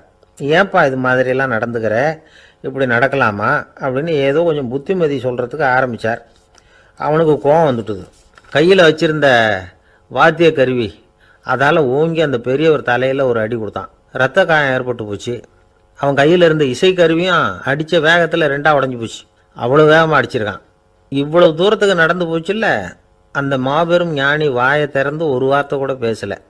பேசாமல் தலையை பிடிச்சிக்கிட்டு அவர் பாட்டுக்கு போயிட்டார். மறுநாள் அந்த பெரியவர் என்ன பண்ணார் தெரியுமா, கொஞ்சம் இனிப்பு பண்டங்கள், கொஞ்சம் பணம், இது 2ஐயும் ஒரு ஆள் மூலமாக அனுப்பி வச்சார் அந்த குடிகாரனுக்கு. அவனுக்கு ஒன்றும் புரியல. என்ன விவரம்னு விசாரித்தான். வந்த ஆள் ஒரு கடுதாசியை நீட்டினான். அதில் விவரம் இருந்தது. ஞானி எழுதியிருக்கிறார், இதை பார்ப்பா, உங்களுடைய இசைக்கருவி உடையறதுக்கு என்னுடைய தலை காரணமாக ஆயிட்டுது, அதுக்காக நான் ரொம்ப வருத்தப்படுறேன், அதுக்காக தான் பணம் அனுப்பி வச்சுருக்கேன், வேறு புதுசாக ஒரு இசைக்கருவி வாங்கிக்கோ. அப்புறம் இன்னொரு விஷயம், நேற்றுக்கு ராத்திரி என்கிட்ட ஏகப்பட்ட கசப்பான வார்த்தைகளை பேசினேன், இதோடு அனுப்பியிருக்கிற இனிப்பு பண்டங்களை சாப்பிட்டு உன்னுடைய நாவில் உள்ள கசப்பை மாற்றிக்கோ அப்படின்னு அதில் எழுதப்பட்டிருந்தது. இந்த சமயத்தில் அவன் குடி மயக்கத்தில் இல்லை, தெளிஞ்சு போயிருந்த நேரம் அது. அதனால் அதை படித்த உடனே அவனுக்கு ரொம்ப வெக்கமாக போச்சு. தலை குனிஞ்சான், யோசனை பண்ணான். கொஞ்ச நேரத்தில் தன்னுடைய நண்பர்கள் சில பேரையும் கூப்பிட்டுக்கிட்டு நேராக அந்த ஞானி இருக்கிற இடத்துக்கு ஓடினான். அவர் காலில் விழுந்தான், அவர்கிட்ட மன்னிப்பு கேட்டுக்கிட்டான். பெரியவங்களே தெரியாமல் வந்து நான் இந்த பாவச் செயலை பண்ணிவிட்டேன், என்னை மன்னிச்சுங்க, உங்களுடைய பொறுமையும் போதனையும் என்னுடைய கண்ணை திறந்துட்டுது, இனிமேல் நானும் என்னுடைய நண்பர்களும் நல்ல வழியில் திருந்தி வாழ போகிறோம் அப்படின்னா. ஞானி செய்த நன்னயம் குடிகாரனை எப்படி திருத்திருக்கு பார்த்தீங்களா? இந்த கதையை கேட்டுவிட்டு ஒருத்தர் சொன்னார், என் வாழ்க்கையில் கூட அப்படி ஒரு சம்பவம் நடந்தது சார். நானும் ஒரு நாள் ராத்திரி ஓவராக குடிச்சிட்டு ஒரு கிட்டாரை வாசிச்சுக்கிட்டு கண்ணாபின்னான்னு உளறிக்கிட்டு திட்டிக்கிட்டு இருந்தேன். அந்த சமயம் அந்த வழியாக ஒருத்தர் வந்தார். ஓங்கி தலையில் ஒரே ஒரு அடி, ரத்தம் வந்துட்டுது. அதுக்கப்புறம் என் மனசு தெரிஞ்சுட்டுது சார் அப்படின்னார். அப்படியா என்ன ஆச்சரியமா? ஆமாம் சார், அடி விழுந்தது அவர் தலையில் இல்லை, ஏன் தலையில். வந்தவர் என்ன அப்படி அடிச்சுட்டார். மயக்கம் தெளிஞ்சதுக்கு அப்புறம்தான் எனக்கு விவரம் புரிஞ்சுது, அவர் ஒரு போலீஸ்காரர் அப்படின்னார் ரொம்ப சோகமாக. அரேபிய நாடு, அங்கே ஒரு ஆட்சி தலைவர், அரேபிய நாட்டு ஆட்சி பொறுப்பை ஏற்றுக்கிட்டவர். அவர் வந்து ஆட்சி பொறுப்பை ஏற்றுக்கிட்ட பிறகு ஒரு நாள் ஒரு தெருவில் நடந்து போய்கிட்டு இருந்தார். அவர் தோளில் ஒரு பெரிய துணி மூட்டை, அதை சுமந்துக்கிட்டு கடத்தெருவை நோக்கி அவர் போய்கிட்டு இருக்கிறார். வழியில் அவரை சந்தித்தார் உமர். அவர் கேட்டார், கலீஃபா அவர்களே, எங்கே புறப்பட்டுட்டீங்க அப்படின்னு கேட்டார். கலீஃபான்னா ஆட்சி தலைவர்னு அர்த்தம். இதுக்கு அவர் சொன்னார், நான் வந்து துணி வணிகம் செய்கிறவன், அதனால் துணி வியாபாரம் செய்கிறதுக்காக போயிட்டுருக்கிறேன்னார். நீங்கள் இப்போ இந்த நாட்டுக்கு ஆட்சி தலைவர், ஆட்சி பொறுப்பில் இருக்கிறீங்க, நீங்கள் வியாபாரம் செய்ய போட்டால் அரசு பணிகளை செய்கிறது யார் அப்படின்னு கேட்டார் அவர். நான் அரசு பணிகளை மட்டுமே செஞ்சுக்கிட்டு இருந்தா என் குடும்பத்தை காப்பாற்றுறது யார் அப்படின்னு கேட்டார் அவர். இப்படி கேட்டவர் யார் தெரியுமா? அவர் தான் அபூபக்கர், இறை தூதர் முகமது அவர்களுக்கு பிறகு கலீஃபாவாக தேர்ந்தெடுக்கப்பட்டவர். அப்போலாம் ஆட்சி தலைவர்களுக்கு சம்பளம்னு எதுவும் கிடையாது. இந்த பிரச்சனையை எப்படி தீர்க்கிறதுன்னு யோசனை பண்ணார் உமர். அபு உபைதா அவர்கள்கிட்ட அழைச்சிட்டு போனார். அவர் யாருன்னா, அவர் தான் பொது நிதி கருவூலத்தின் பொறுப்பாளர். அவர்கிட்ட பிரச்சனையை சொன்னார். இது மாதிரி ஆட்சி தலைவருக்கு பொது நிதியிலிருந்து ஊதியம் அளிக்க முடியுமான்னு கேட்டார். பொது நிதி விதிகளின்படி அதுக்கு சாத்தியம் இல்லைன்னு சொல்லிவிட்டார் அவர். சரி, வேற ஏதாவது வழி இருக்குதான்னு கேட்டார் உமர். அபு உபைதா கொஞ்சம் யோசனை பண்ணி பார்த்தார். அப்புறமா சொன்னார், மக்காவிலிருந்து மதீனாவுக்கு குடிபெயர்ந்து வந்த அகதிகளுக்கு நிதி உதவி அளிக்கிறதுக்கு விதிகளில் இடம் இருக்கு. அப்படி பார்த்தா அபூபக்கரும் அகதி தானே, அதனால எல்லா அகதிகளுக்கும் கொடுக்கறது மாதிரியே அவருக்கும் ஒரு தொகை அளிக்கலாம்னார். கலீஃபா அபூபக்கருக்கு இந்த அகதி உதவி தொகையைத்தான் கொடுத்துட்டு வந்தாங்களாம். குடும்ப செலவுக்கு அது போதுமானதா இல்லை. இருந்தாலும் கலீஃபாங்கிறதுக்காக மற்ற அகதிகளை விட அதிகமாக தொகையை பெற அவர் விரும்பல. மார்பு பக்கம் கிழிஞ்சிருந்த ஒரு மேலாடையை தான் அவர் அணிஞ்சிருந்தார். அவருடைய துணைவியார் அஸ்மா, அவங்க ஒரு நாள் தேன் அருந்த ஆசையாக இருக்குன்னாங்களாம். நமக்கு கிடைக்கிற ஊதியம் குடும்ப செலவுக்கே போதுமானதா இல்லையே, இந்த நிலையில் தேன் வாங்கிறதுக்கு காசுக்கு நான் எங்கே போவேன்ருக்கார் அவர். கொஞ்ச நாள் கழித்து அவங்க ஒரு தொகையை அவர்கிட்ட கொடுத்து தேன் வாங்கிட்டு வர சொன்னாங்களாம். இவருக்கு ஆச்சரியம், ஏது இந்த பணம்னு கேட்டிருக்காரு. நீங்கள் தினமும் குடும்ப செலவுக்காக கொடுத்துக்கிட்டு வந்த பணத்தில் கொஞ்சம் கொஞ்சமாக மிச்சப்படுத்தி வச்சேன்னாங்களாம். அபூபக்கர் அந்த பணத்தை எடுத்துக்கிட்டு நேராக பொது நிதி கருவூல பொறுப்பாளர்கிட்ட போனார். இந்த பணத்தை பொது நிதியில் சேர்த்துருங்க, இது அதிகப்படியாக எனக்கு தரப்பட்டு வந்த ஊதியம், அடுத்த மாதத்திலேருந்து இந்த தொகையை குறைச்சிங்கன்னு வேற சொல்லிவிட்டாராம். பசியை தணிக்க தேவையான அளவு உணவு, ஒரு ஜோடி உடை, இதை தவிர கூடுதலாக மக்கள் பொது நிதியிலிருந்து வாங்கிக்கிறதுக்கு என் குடும்பத்தாருக்கு உரிமை இல்லை அப்படின்னு சொல்லி கண்டிப்பாக சொல்லிவிட்டாராம். அவர் வாங்கிட்டு வந்த இந்த குறைந்த ஊதியம் கூட அவர் மனசை உறுத்திக்கிட்டே இருந்தது. கடைசி நேரம் அவர் தம்முடைய மகள் ஆயிஷா அவர்களை அழைச்சார். மகளே, இதுவரைக்கும் பொது நிதியிலிருந்து நான் வாங்கிட்டு வந்த தொகை என்னுடைய இதயத்தில் பாரமாக அழுத்திக்கிட்டு இருக்கு. என் தோட்டத்தை விற்று அதில் வர்ற பணத்திலிருந்து நான் இதுவரைக்கும் வாங்கிட்டு வந்த ஊதிய தொகையை கணக்கு போட்டு பொது நிதியில் சேர்த்துடு அப்படின்னாராம்.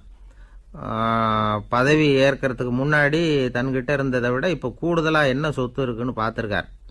ஒரு ஒட்டகம், ஒரு கோப்பை, ஒரு பணியாள். இதையும் அடுத்தபடியாக கலீஃபாவா வர்றவர்கிட்ட ஒப்படைச்சிருங்க அப்படின்னு விட்டாராம். அதே மாதிரி அடுத்து வந்த உமர்கிட்ட ஒப்படைச்சாங்க. அப்போ உமர் சொன்னாராம், அபூபக்கரே, இந்த முன்மாதிரியால் உங்களுக்கு பிறகு இந்த ஆட்சி பொறுப்பை ஏற்கிறவர்களை பெரும் நெருக்கடிக்கு ஆளாகி விட்டீங்க அப்படின்னு சொல்லி ரொம்ப கண் கலங்கினாராம். கடைசியாக அபூபக்கர் தன்னுடைய குடும்பத்தாருக்கு விட்டு சென்ற சொத்து ஒரு படுக்கை விரிப்பு, ஒரு போர்வை, அவ்வளவுதான். இது சிந்திக்க வேண்டிய ஒரு செய்தி. ஒரு ஊரில் ஒரு மன்னர் இருந்தாராம். அமைச்சர் அவர்கிட்ட சொன்னாராம், மன்னா, நம்ம ராஜ்யத்தில் இனிமே லஞ்ச ஊழலே இருக்காதுன்னாராம். ஆஹா, அப்படின்னா ஊழல் பேர் வழிகளையெல்லாம் நாடு கடத்தியாச்சா அப்படின்னு கேட்டிருக்காரு மன்னர். இதுக்கு அவரு, அப்படி இல்லைங்க, இனிமே கொடுக்கறதுக்கு ஜனங்கள்கிட்ட பணமே இல்லை அப்படின்னு. ஒரு ஊரில் ஒரு மன்னன் இருந்தான், கொடுங்கோல் மன்னன். நிறைய தொந்தரவு பண்ணிக்கிட்டு இருந்தான். அவன் ஒரு தடவை என்ன பண்ணான் தெரியுமா? ஒரு தப்பும் பண்ணாத ஒரு இளைஞனை பிடிச்சி ஜெயிலில் அடைச்சுட்டான். அந்த பையனோட சொந்தக்காரங்கள்லாம் ராஜா கிட்ட போனாங்க. அவன் ஒரு தவறும் பண்ணலை, அவனை விடுதலை பண்ணுங்க அப்படின்னு கெஞ்சி கேட்டுக்கிட்டாங்க. மன்னன் யோசனை பண்ணான். அந்த இளைஞனை கூப்பிட்டுக்கிட்டு வர சொன்னான். அவனை கொண்டாந்து ராஜா முன்னாடி நிறுத்தினாங்க. இதை பாருப்பா, உன்னை நான் விடுதலை பண்ணுவேன், ஆனால் ஒரு கண்டிஷன். அந்த நிபந்தனையை நீ நிறைவேற்றினா உனக்கு விடுதலை அப்படின்னா மன்னன். சரின்னு ஒத்துக்கிட்டான் பையன். மன்னன் கண்டிஷன் என்னங்கிறத சொன்னான். உங்ககிட்ட ஒரு செம்மறி ஆட்டை கொடுக்க போகிறேன். 1 மாதத்துக்கு அதுக்கு தேவையான தீனியையும் கொடுக்க போகிறேன். 1 மாதம் கழித்து அந்த ஆட்டை எடை போட்டு பார்ப்பேன். அந்த ஆட்டின் எடை கொஞ்சம் கூட கூடி இருக்கக்கூடாது. எடை கூடி இருந்தால் உனக்கு விடுதலை கிடையாது. என்ன சொல்கிற அப்படின்னா. பையனுக்கு ஒன்றும் புரியல, பயமாக போயிட்டுது. குழம்பிக்கிட்டே நின்றுக்கிட்டு இருக்கிறான். சரி, ஒரு நாள் டைம் தரேன், நல்லா யோசனை பண்ணி பார்த்துட்டு நாளைக்கு உன் முடிவை சொல்லு அப்படின்னா மன்னன்.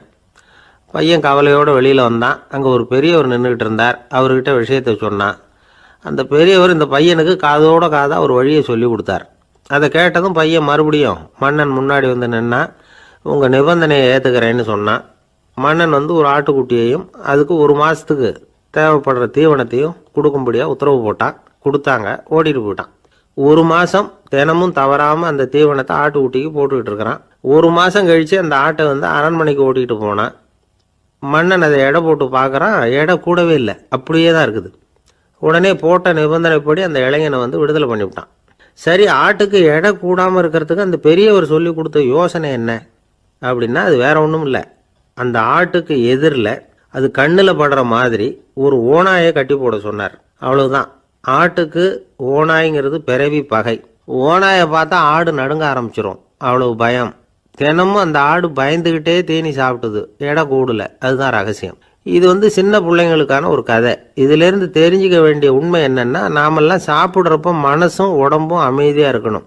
அப்போ தான் அது உடம்புல ஒட்டும். அவசரத்துலேயும் பயத்துலையும் சாப்பிட்டா அது சரியாக ஜீரணம் ஆகாது. இன்னொரு ராஜா இருந்தார். அவரும் ஒரு இளைஞனை ஜெயிலில் அடைச்சி விட்டார். விடுதலை பண்ணணும்னா ஒரு கண்டிஷன்னார். என்னன்னு கேட்டான்.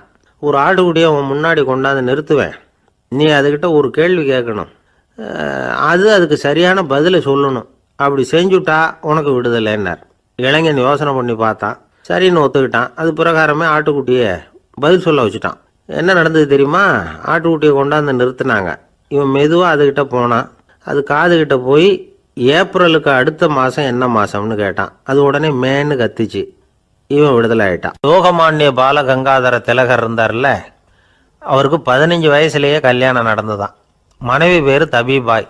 ரொம்ப பெரிய குடும்பத்து பொண்ணு, நல்ல குணம். அவங்க குடும்பம் நடத்திக்கிட்டு இருக்கிறாங்க. அந்த காலத்தில் திருடர்கள் பயம் அதிகம். இந்த காலத்தில் மட்டும் என்னன்னு கேட்குறீங்களா? நீங்கள் கேட்குறது நியாயம்தான். இருந்தாலும் இந்த காலத்து திருடனுக்கும் அந்த காலத்து திருடனுக்கும் ஒரு முக்கியமான வித்தியாசம் உண்டு. அதாவது அந்த காலத்து திருடன்லாம் நியாயம் அநியாயம் பார்க்குறது உண்டு, இந்த காலத்தில் அப்படி பார்க்குறது இல்லை. அந்த காலத்தில் திருட வர்றவங்கள்ட்ட கூட ஒரு தார்மீக உணர்வு உண்டாம். அதாவது அப்போ உள்ள கொள்ளைக்காரங்க எதை களவாடினாலும் சரி, அரிசியை மட்டும் களவாடுறது இல்லையா, அப்படி ஒரு கொள்கை. அதனால் பாருங்கள், அந்த காலத்து பெண்கள் நகை நட்டுகளை பத்திரமா வைக்கணும்னா பெட்டியில் வைக்கிறது இல்லை, அரிசி பானையில் போட்டு வச்சு விடுறது. இப்போல்லாம் பேங்க்கில் சேஃப்டி லாக்கர்னு இருக்குல்ல, அது மாதிரி அந்த காலத்தில் சேஃப்டி லாக்கருங்கிறது அரிசி பானை. இந்த வளையல், மூக்குத்தி, தோடு இப்படி எதுவாக இருந்தாலும் அதில் போட்டு பத்திரமா வச்சுருவாங்க. திருடன் அரிசி பானை பக்கம் போகிறதில்ல. ஏன்னா சாப்பிட்ற விஷயத்தில் கை வைக்கக்கூடாது, அது பாவம் அப்படின்னு அவன் நினைக்கிறான். திலகரோட மனைவி தபீபாயும் அதே மாதிரி தன்னுடைய ஆபரணங்களை ஒரு அரிசி பானைக்குள்ளே போட்டு மூடி வச்சுருந்தாங்களாம். இப்படி இருந்தப்போ ஒரு நாள் ஒரு பிச்சைக்கார பொண்ணு வீடு வீடாக பிச்சை கேட்டுக்கிட்டே வந்திருக்குது. திலகர் வீட்டுக்கும் தர்மம் போடுங்க தாயே அப்படின்னு தான் அந்த பொண்ணு. அந்த அம்மா தபீபாய் காதில் இது விழுந்திருக்கு. உடனே கை நிறைய அரிசி அள்ளிக்கிட்டு போட்டிருக்கு. பாத்திரத்தில் அரிசியை போட்டதுக்கு அப்புறம் தான் தெரியுது பளிச்சுன்னு கண்ணில் படுது அது. அதாவது அந்த அம்மாவோட வைர மூக்குத்தி ஒன்று அரிசியோடு சேர்ந்து அந்த பிச்சைக்கார பொண்ணு பாத்திரத்தில் போய் விழுந்துட்டுது.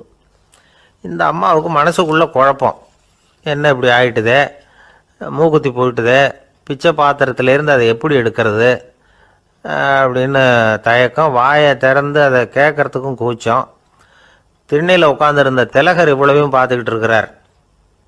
மனைவியின் மனசுக்குள்ளே நடக்கிற மௌன போராட்டத்தை அவர் நல்லா புரிஞ்சுக்கிட்டாராம். மனைவியை பார்த்து சொன்னாராம், தபீபாய், இது தெய்வ சம்மதம், அவளுக்கு சேர வேண்டிய மூக்குத்தி அவகிட்ட போயிட்டுது, பிச்சை பாத்திரத்தில் விழுந்த மூக்குத்தியை எடுக்க வேணாம் அப்படின்னாராம். சரின்னு சொல்லிவிட்டு மேற்கொண்டு எதுவும் சொல்லாமல் அந்த அம்மா வீட்டுக்குள்ளே போயிட்டாங்களாம். இந்த காலத்துலலாம் அது மாதிரி நடக்குமா? வெறும் அரிசியை போட்டுவிட்டு விவகாரம் பண்ணிகிட்டு இருக்க மாட்டோமா? ஒரு பெரிய மனுஷன் வீட்டுக்கு ஒரு பிச்சைக்காரன் வந்தான். ஐயா, நாங்கள் பிச்சைக்காரங்கள்லாம் சேர்ந்து ஒரு சங்கம் வச்சுருக்குறோம், அதுக்கு நிதி சேர்க்குறோம், அதுக்கு ஒரு 100 ரூபா கொடுத்தீங்கன்னா எங்களுக்கு பெரிய உதவியாக இருக்கும் அப்படின்னானா.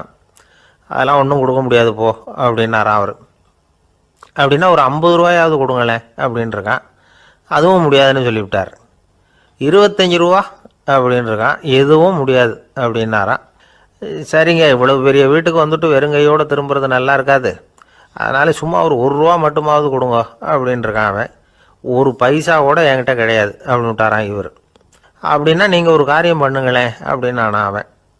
என்ன செய்யணும் அப்படின்ட்டுருக்கார். எங்கள் சங்கத்தில் நீங்களும் ஒரு மெம்பராக சேர்ந்துருங்க அப்படின்னானா. ஒரு சிகை அலங்கார கூடம், ரொம்ப சுறுசுறுப்பாக எல்லாரும் வேலை செஞ்சிகிட்டு இருக்கிறாங்க. முடிவெட்டிக்க வந்திருக்கிறவங்க நிறைய பேர், எல்லாரும் வரிசையாக உட்காந்துருக்குறாங்க. அந்த சமயத்தில் திடீர்னு கதவை திறந்துக்கிட்டு ஒருத்தர் உள்ளே வர்றார். அவர் ஒரு பெரிய மனிதர், அவரும் முடிவெட்டிக்கிறதுக்காக தான் உள்ளே வந்திருக்கிறார். அவரை பார்த்த உடனே அங்கே வரிசையில் உட்காந்துருந்தவங்க எல்லாரும் எழுந்திரிச்சு அவர்கிட்ட வந்துட்டாங்க. அவரை சுற்றி நின்றுக்கிட்டாங்க. எப்படி இருக்கிறீங்க, நல்லா இருக்கீங்களா அப்படின்னு விசாரிக்க ஆரம்பிச்சிட்டாங்க. எல்லாம் முடிஞ்சதும் வந்தவர் கேட்டார், வரிசையில் கடைசியாக இருக்கிறவர் யார் அப்படின்னு கேட்டார். ஏன்னு கேட்டாங்க. நான் அதுக்கு அடுத்தபடியாக உட்காரணும், அதுக்காக தான் கேட்குறேன் அப்படின்னார். உடனே அங்கே இருந்தவங்கள்லாம் என்ன சொன்னாங்க தெரியுமா? நீங்கள் வரிசையில் காத்திருக்கக்கூடாது, நீங்கள் அரசாங்கத்தின் தலைவர், உங்களுக்கு நேரம் முக்கியம், அதனால் நீங்கள் முன்னாடி போங்க அப்படின்னு சொன்னாங்க. ஆனால் அதை அவர் கேட்கல. தோழர்களே, உங்களுடைய கருத்துக்கு ரொம்ப நன்றி, எல்லாரும் வரிசையாக தான் வரணும், அதுதான் முறை, வரிசையில் வரணுங்கிற நடைமுறையை நானும் பின்பற்ற விரும்புகிறேன், நாம் எல்லாரும் சமமானவர்கள் அப்படின்னார். இப்படி சொல்லிவிட்டு வரிசையில் கடைசியாக இருந்த ஒரு நாற்காலியில் போய் உட்காந்துக்கிட்டார். தன் சட்டை பையில் இருந்த ஒரு செய்தித்தாளை எடுத்தார், படிக்க ஆரம்பிச்சிட்டார். ஆனால் அங்கே இருந்தவங்களால இதை பார்த்துக்கிட்டு சும்மா இருக்க முடியல. ஒருத்தர் எழுந்திரிச்சு வந்தார். ஐயா, இப்போ என்னுடைய முறை வந்திருக்குது, நான் தான் போக வேண்டிய முறை, உங்களை இங்கே காத்திருக்க வைக்கிறத விட ஒரு 5 ஆண்டுகளுக்கு கூட நான் முடிவெட்டிக்காமே இருந்துட முடியும் அப்படின்னார். அவர் மறுபடியும் சொன்னார், ஐயா, நீங்கள் வரிசை முறையை தாண்டி போக விருப்பப்படல, சரி, ஆனால் என்னுடைய முறையை மாற்றி கொடுக்கறதுக்கு எனக்கு முழு உரிமை இருக்குது, இதுக்கு பதிலாக உங்களுடைய கடைசி இடத்த நான் எடுத்துக்கிறேன், இதை நீங்கள் மறுக்க முடியாதுன்னார். அங்கே இருந்த மற்றவங்களும் இதை ஒரு மனசாக வற்புறுத்த ஆரம்பிச்சிட்டாங்க. அந்த பெரிய மனிதர் பார்த்தார், சரின்னு கடைசியாக ஒத்துக்கிட்டார். அவர் யார் தெரியுமா? அவர் தான் மாவீரர் லெனின். ரஷ்யாவில் கிரெம்ளின் சிகை அலங்கார கூடத்தில் தான் இது நடந்தது. எல்லாரும் இந்நாட்டு மன்னர்கள்னு வாயளவில் பேசுகிறதுல என்ன பிரயோஜனம்? நாம் எல்லாரும் சமங்கிறத நடைமுறையில் கடைப்பிடிச்சி காட்டினவங்க கொஞ்சம் பேர் தான். அவங்களில் ஒருத்தர் தான் லெனின்.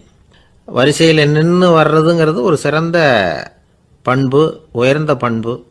இன்றைக்கி பல இடங்களில் அது நமக்கு தேவைப்படுது. ஒரு ரேஷன் கடைவாசல், கடை திறக்கிறதுக்கு முன்னாடியே எல்லோரும் வரிசையில் நின்றுட்டாங்க. கடைசியாக வந்த ஒருத்தர் க்யூவில் முன்னாடி போகிறதுக்கு முயற்சி பண்ணுறார். ஏற்கனவே நின்றுட்டு இருக்கிறவங்க அவரை முன்னாடி போகிறதுக்கு விட மாட்டேங்கிறாங்க. கடைசியாக போய் நில்லையா அப்படின்னு எல்லோரும் கத்துறாங்க. அதான் அவர் காதில் வாங்கலை, முண்டி அடிச்சுக்கிட்டு முன்னாடி போகிறதுக்கே முயற்சி பண்ணிகிட்டு இருக்கிறார். எல்லாரும் சேர்ந்து அவரை வலுக்கட்டாயமாக இழுத்து கொண்டாந்து பின்னாடி கொண்டு போய் நிறுத்திவிட்டாங்க. நிறுத்திவிட்டு சொன்னாங்க, இதை பாருப்பா, நாங்கள் இருக்கிற வரைக்கும் நீங்கள் முன்னாடி போய் எதையும் வாங்க முடியாது, தெரிஞ்சுக்கோ அப்படின்னாங்க. இப்போ அந்த ஆள் சொன்னாராம், நான் இங்கே பின்னாடி நிற்கிற வரைக்கும் நீங்களும் எதுவும் வாங்க முடியாது அப்படின்னாராம். ஏன்னு கேட்டிருக்கிறாங்க.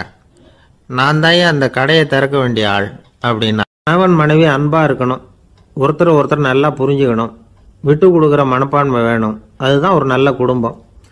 இன்றைக்கி பல குடும்பங்களில் அர்த்தமில்லாத சண்டைகள் தான் அதிகம். கிராமப்புறங்களில் வேடிக்கையாக ஒரு கதை சொல்லுவாங்க. ஒரு ஊரில் ஒரு ஆள் இருந்தான், வேலை வெட்டி இல்லாமல் சும்மாவே இருந்தான். அவனுக்கு கல்யாணம் பண்ணி வச்சாங்களாம். மனைவி வந்து சேர்ந்தா.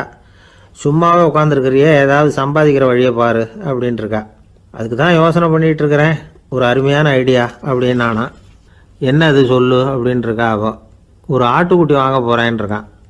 அதை வாங்கி என்ன பண்ண போகிறேன்னா, அந்த குட்டி வளரும், பெருசாகும், அதுக்கப்புறம் அது நிறைய குட்டி போடும் அப்படின்ட்டுருக்கான். சரி, அப்புறம் என்ன, அதையெல்லாம் சந்தையில் கொண்டுட்டு போய் விற்றுவிட்டு அந்த காசுக்கு ஒரு எருவு மாடு வாங்கலாம். சரி, அது எதுக்கு?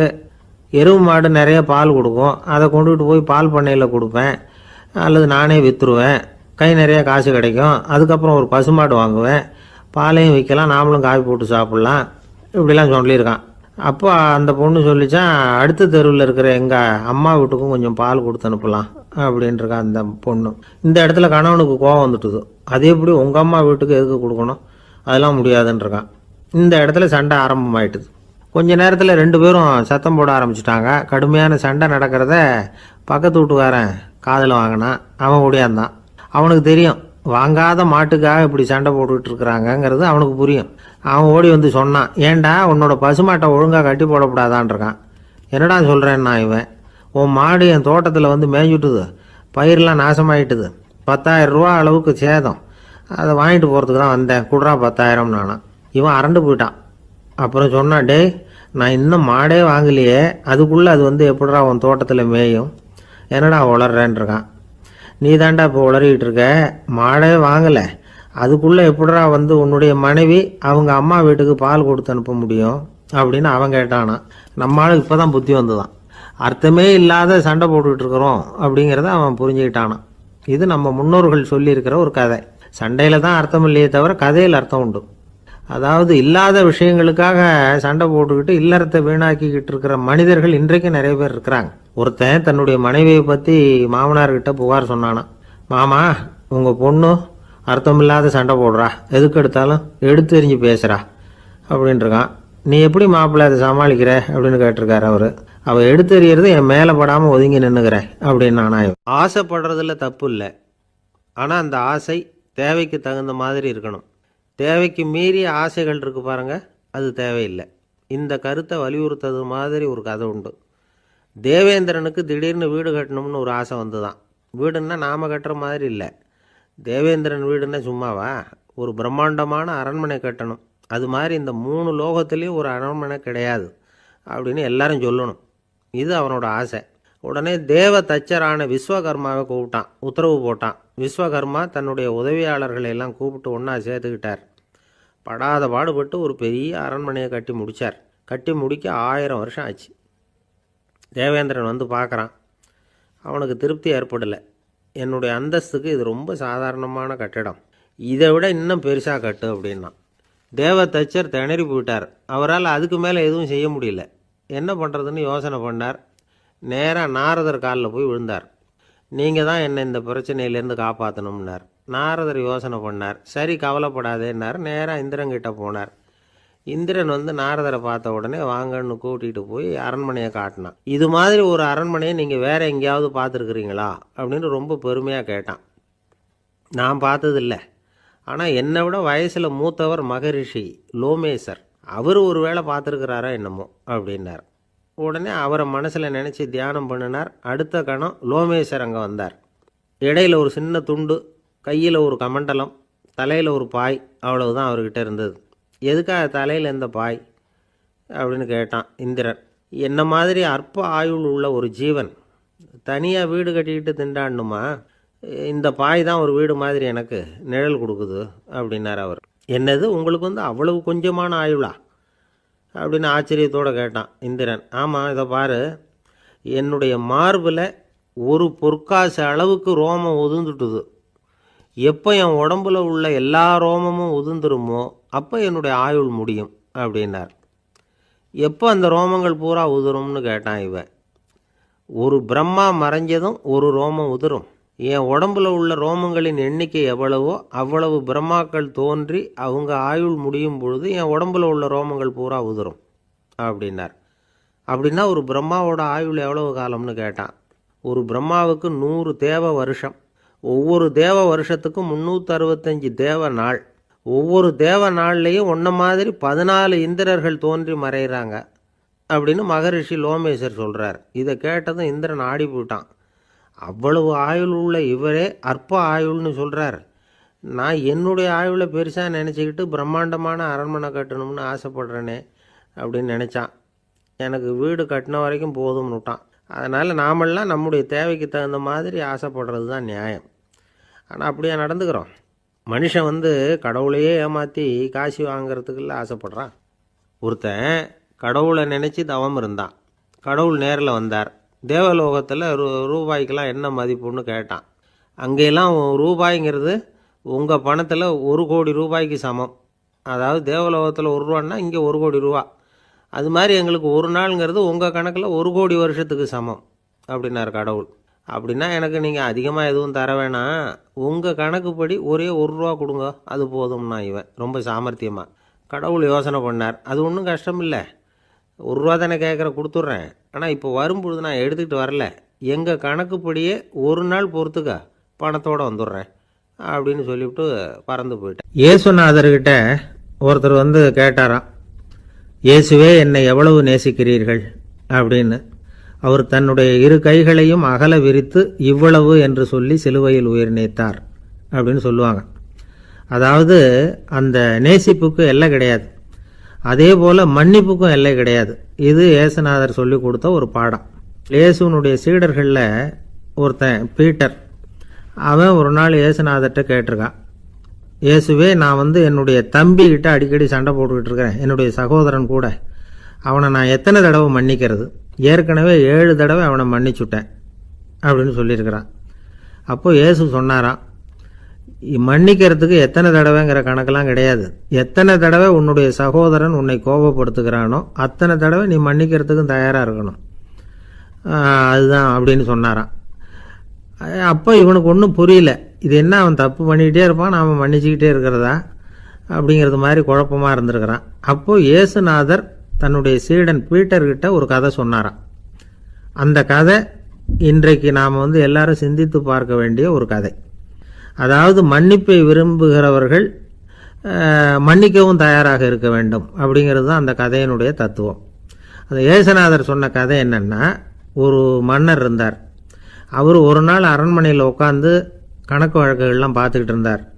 நம்ம அரண்மனையிலேருந்து யார் யார் அரசாங்க கடன் வாங்கியிருக்கிறாங்க, யார் யார் திருப்பி செலுத்தியிருக்கிறாங்க அப்படிங்கிற விவரத்தையெல்லாம் பார்த்துக்கிட்டு இருந்தார். அப்போ தான் புரிஞ்சுது, அந்த அரண்மனையில் வேலை செய்கிற ஒருத்தனே அரசாங்க கடன் வாங்கியிருக்கிறான். எவ்வளவு? 10,000 பொற்காசுகள் வாங்கியிருக்கான் கடன். இந்த 10,000 பொற்காசுகளை திருப்பி செலுத்தலை அரசாங்கத்துக்கு. இது மன்னர் கவனத்துக்கு வந்தது. உடனே நம்ம அரண்மனையில் இருக்கிறவனே அரசு கடன் வாங்கி திருப்பி செலுத்தாமல் இருக்கான், அவனை கூப்பிட்டு வாங்கன்னு சொல்லி கூப்பிட்டுட்டு வந்தாங்களாம். விசாரிச்சிருக்கிறாங்க, என்னப்பா நீ எவ்வளவு ஒன்று? ஆமாங்க 10,000 பொற்காசுகள் வாங்கியிருக்கிறேன், இன்னும் திருப்பி கட்டலைன்றிருக்கான். உடனே அவர் மன்னர் சொல்லியிருக்கிறார், நம்ம சட்டத்திட்டப்படி நீ உடனே பணத்தை திருப்பி கட்டிடு, அப்படி உன்னால் கட்ட முடியலன்னா உன்னுடைய வீடு வாசல் சொத்து சுகம் எல்லாத்தையும் விற்று அந்த பணத்தை அரசு கருவூலத்தில் சேர்த்துக்கிறதுக்கு நானே ஏற்பாடு பண்ணிடுறேன் அப்படின்னு அந்த மன்னர் சொன்னாராம். இவன் அப்படியே அதிர்ச்சி ஆகிட்டான், அப்படியே பொத்துன்னு காலில் விழுந்தானா, மன்னா என்னை மன்னிச்சுங்க, என்னால் முடியல, எனக்கு மன்னிப்பு கொடுங்க அப்படின்ட்டுருக்கான். உடனே அவர் எழுந்திரிச்சு, சரி நீ மன்னிப்பு கேட்டுவிட்ட, அதனால் உன்னை மன்னிக்கிறேன், நீ பணம் கட்ட வேண்டாம் அப்படின்னு சொல்லி அந்த மன்னர் அவனை விட்டுட்டாராம். பணத்தையும் தள்ளுபடி பண்ணிட்டார், நீ திருப்பி கட்ட வேண்டான்னு.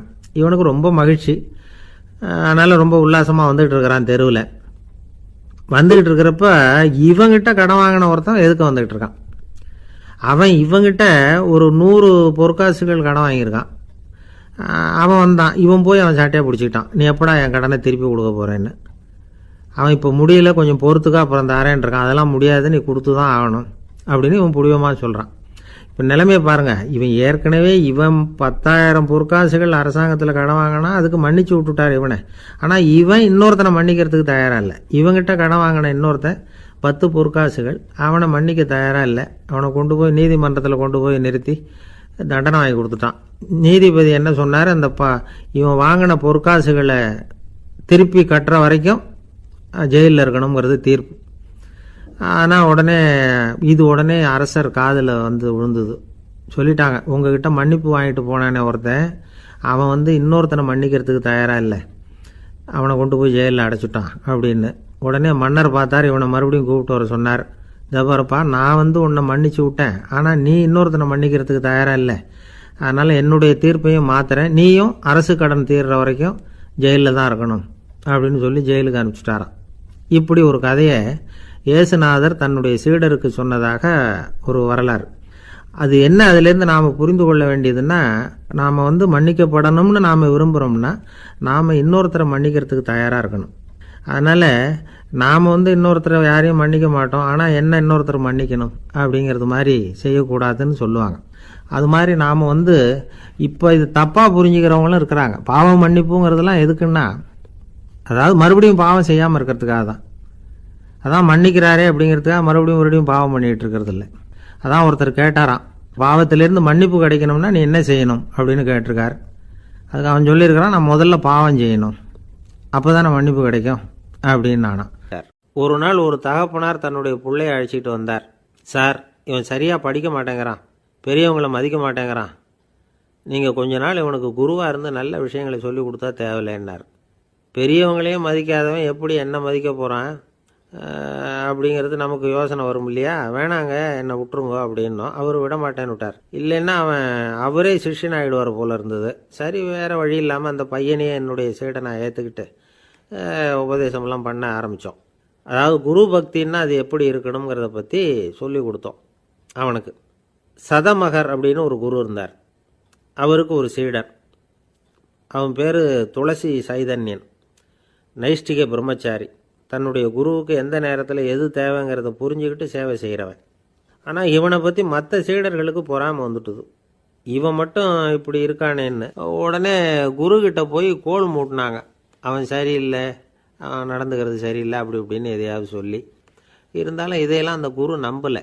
அவருக்கு தெரியும் யார் யார் எப்படின்னு. துளசி சைதன்யன் பெருமையை மற்ற சீடர்களுக்கு உணர்த்தணும் அப்படின்னு நினைச்சார். அதுக்கு ஒரு வழி பண்ணார். ஒரு நாள் சீடர்களை எல்லாம் கூப்பிட்டுக்கிட்டு ஒரு காட்டு வழியாக போய்கிட்டு இருந்தார். அங்கே ஒரு பெரிய மலை அருவி கொட்டிக்கிட்டு இருந்தது. குரு சீடர்கள் பக்கம் திரும்பினார். இந்த மலையின் மேலே இருந்து அந்த படுபாதாளத்தில் குதிக்கிறதுக்கு உங்களில் யார் தயார் அப்படின்னு கேட்டார். ஒரு சீடனும் ஆய திறக்கலை, ஒதுங்கி நின்றுக்கிட்டாங்க. பின்னாடி மூட்டை முடிச்சோடு வந்துக்கிட்டு இருந்தான் துளசி சைதன்யன். அவனை பார்த்தார். தபாரப்பா, நீ மேலே இருந்து அந்த அருவியில் குதி அப்படின்னார். அப்படியே செய்கிறேன் சுவாமின்னா ஓடி போய் பொத்துன்னு குதிச்சுட்டான். அடுத்த கணமே குருநாதர் தன்னுடைய யோக சக்தியால் பறந்து போய் அவன் கீழே விழுந்துடாமல் தாங்கி பிடிச்சி கொண்டுக்கிட்டு வந்துட்டார். மற்ற சீடர்களுக்கெல்லாம் ஒரு மாதிரி ஆயிட்டுது. அடுத்தபடியாக என்ன பண்ணலாம்னு யோசித்தாங்க இவனை மாட்டி விடுறதுக்கு. ஒரு நாள் வெத்தலை அடிக்கிற ஒரு சின்ன உரலையும் உலக்கையையும் எடுத்து ஒளிய வச்சுட்டாங்க. சதமகர் சன்னியாசி இல்லை, அவர் வெத்தலை போடுவார். பல்லு சரியில்லை, அதனால் இடித்து தான் வெத்தலையை போடணும். திடீர்னு வெத்தலை பாக்கு கேட்டார். வழக்கமாக உரலில் இடித்து தர்றது தான் துளசியின் பழக்கம். உரலை தேடினா கிடைக்கல, என்ன பண்ணுறது? குரு கேட்டுவிட்டாரே, குரு சேவை தானே முக்கியம். என்ன பண்ணால் வெத்தலை பாக்க தன்னுடைய வாயில் போட்டு முன்னும் அதை எடுத்து அவர்கிட்ட கொடுத்துட்டான். குரு எதையோ படிச்சுக்கிட்டே அதை வாங்கி வாயில் போட்டுக்கிட்டார். துளசி இன்னைக்கு தாம்பூலம் நல்லா இடிக்கப்பட்டிருக்கு, ருசியாக வேற இருக்குது, அதை இடித்த பாத்திரத்தை என் கண்ணால் பார்க்கணும்னு ஆசையாக இருக்குன்னு விட்டார். அதை மட்டும் அனுப்பி போய் நீ வர வேண்டான்னு வேற சொல்லிவிட்டார். இதை கேட்டதும் துளசி தவிச்சு போயிட்டான். இவன் போகாமல் எப்படி வாயை மட்டும் அனுப்பி வைக்க முடியும்? இவன் தவிக்கிறத பார்த்ததும் மற்ற சீடர்களுக்கெல்லாம் மனசுக்குள்ளே ரொம்ப சந்தோஷம். துளசி கொஞ்சமும் யோசிக்கலை, வாழை எடுத்தான், தன்னுடைய தலையவே அப்படியே அறுத்து வெட்டி எடுத்தான்.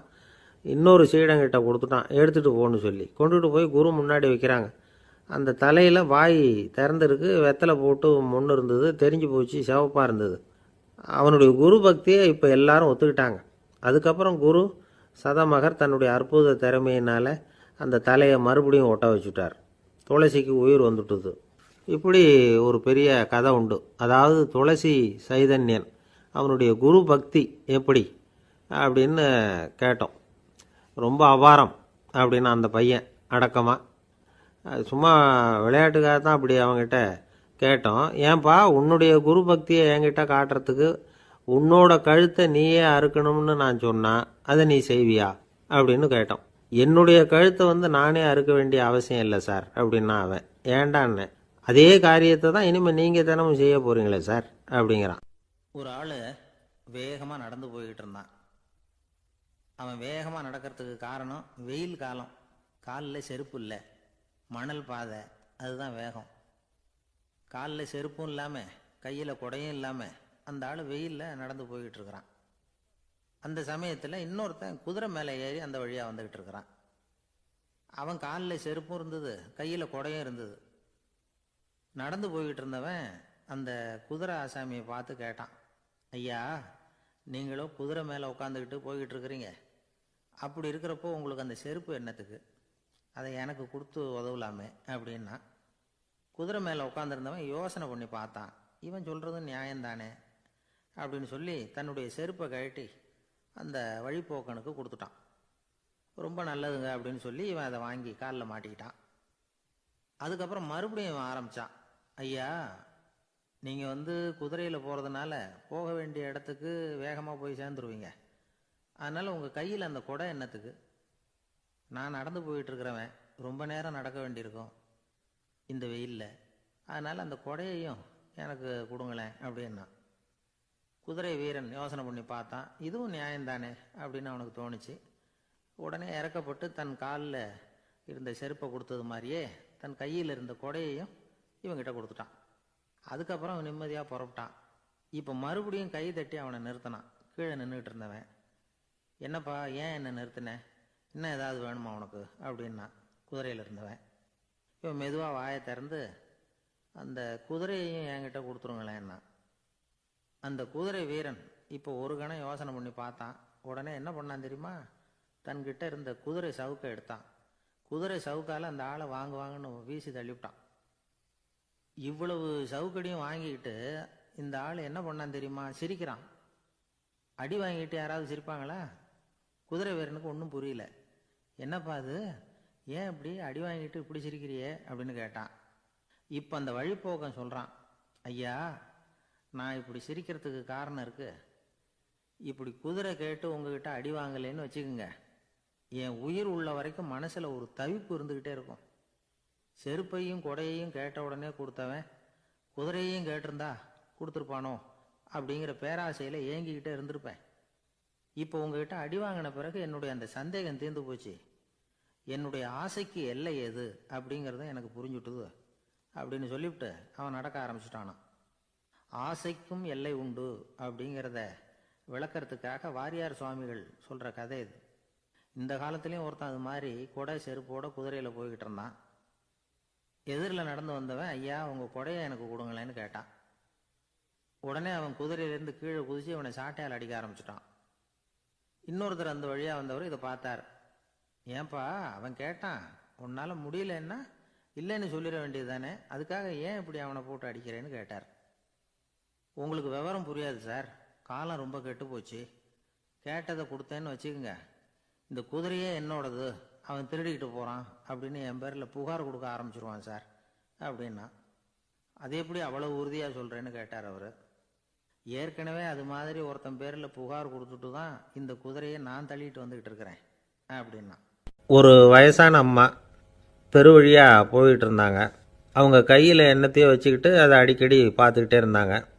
ஒருத்தன் மெதுவாக அவங்கக்கிட்ட போய் கையில் இருக்கிறது என்ன அப்படின்னு எட்டி பார்த்தா அவங்க கையில் 4 பல் இருந்துதான். இவன் ஆச்சரியமாக அந்த அம்மாவை பார்த்தான். ஏம்மா, உனக்கு என்ன பைத்தியமா? ஏது இந்த பல்?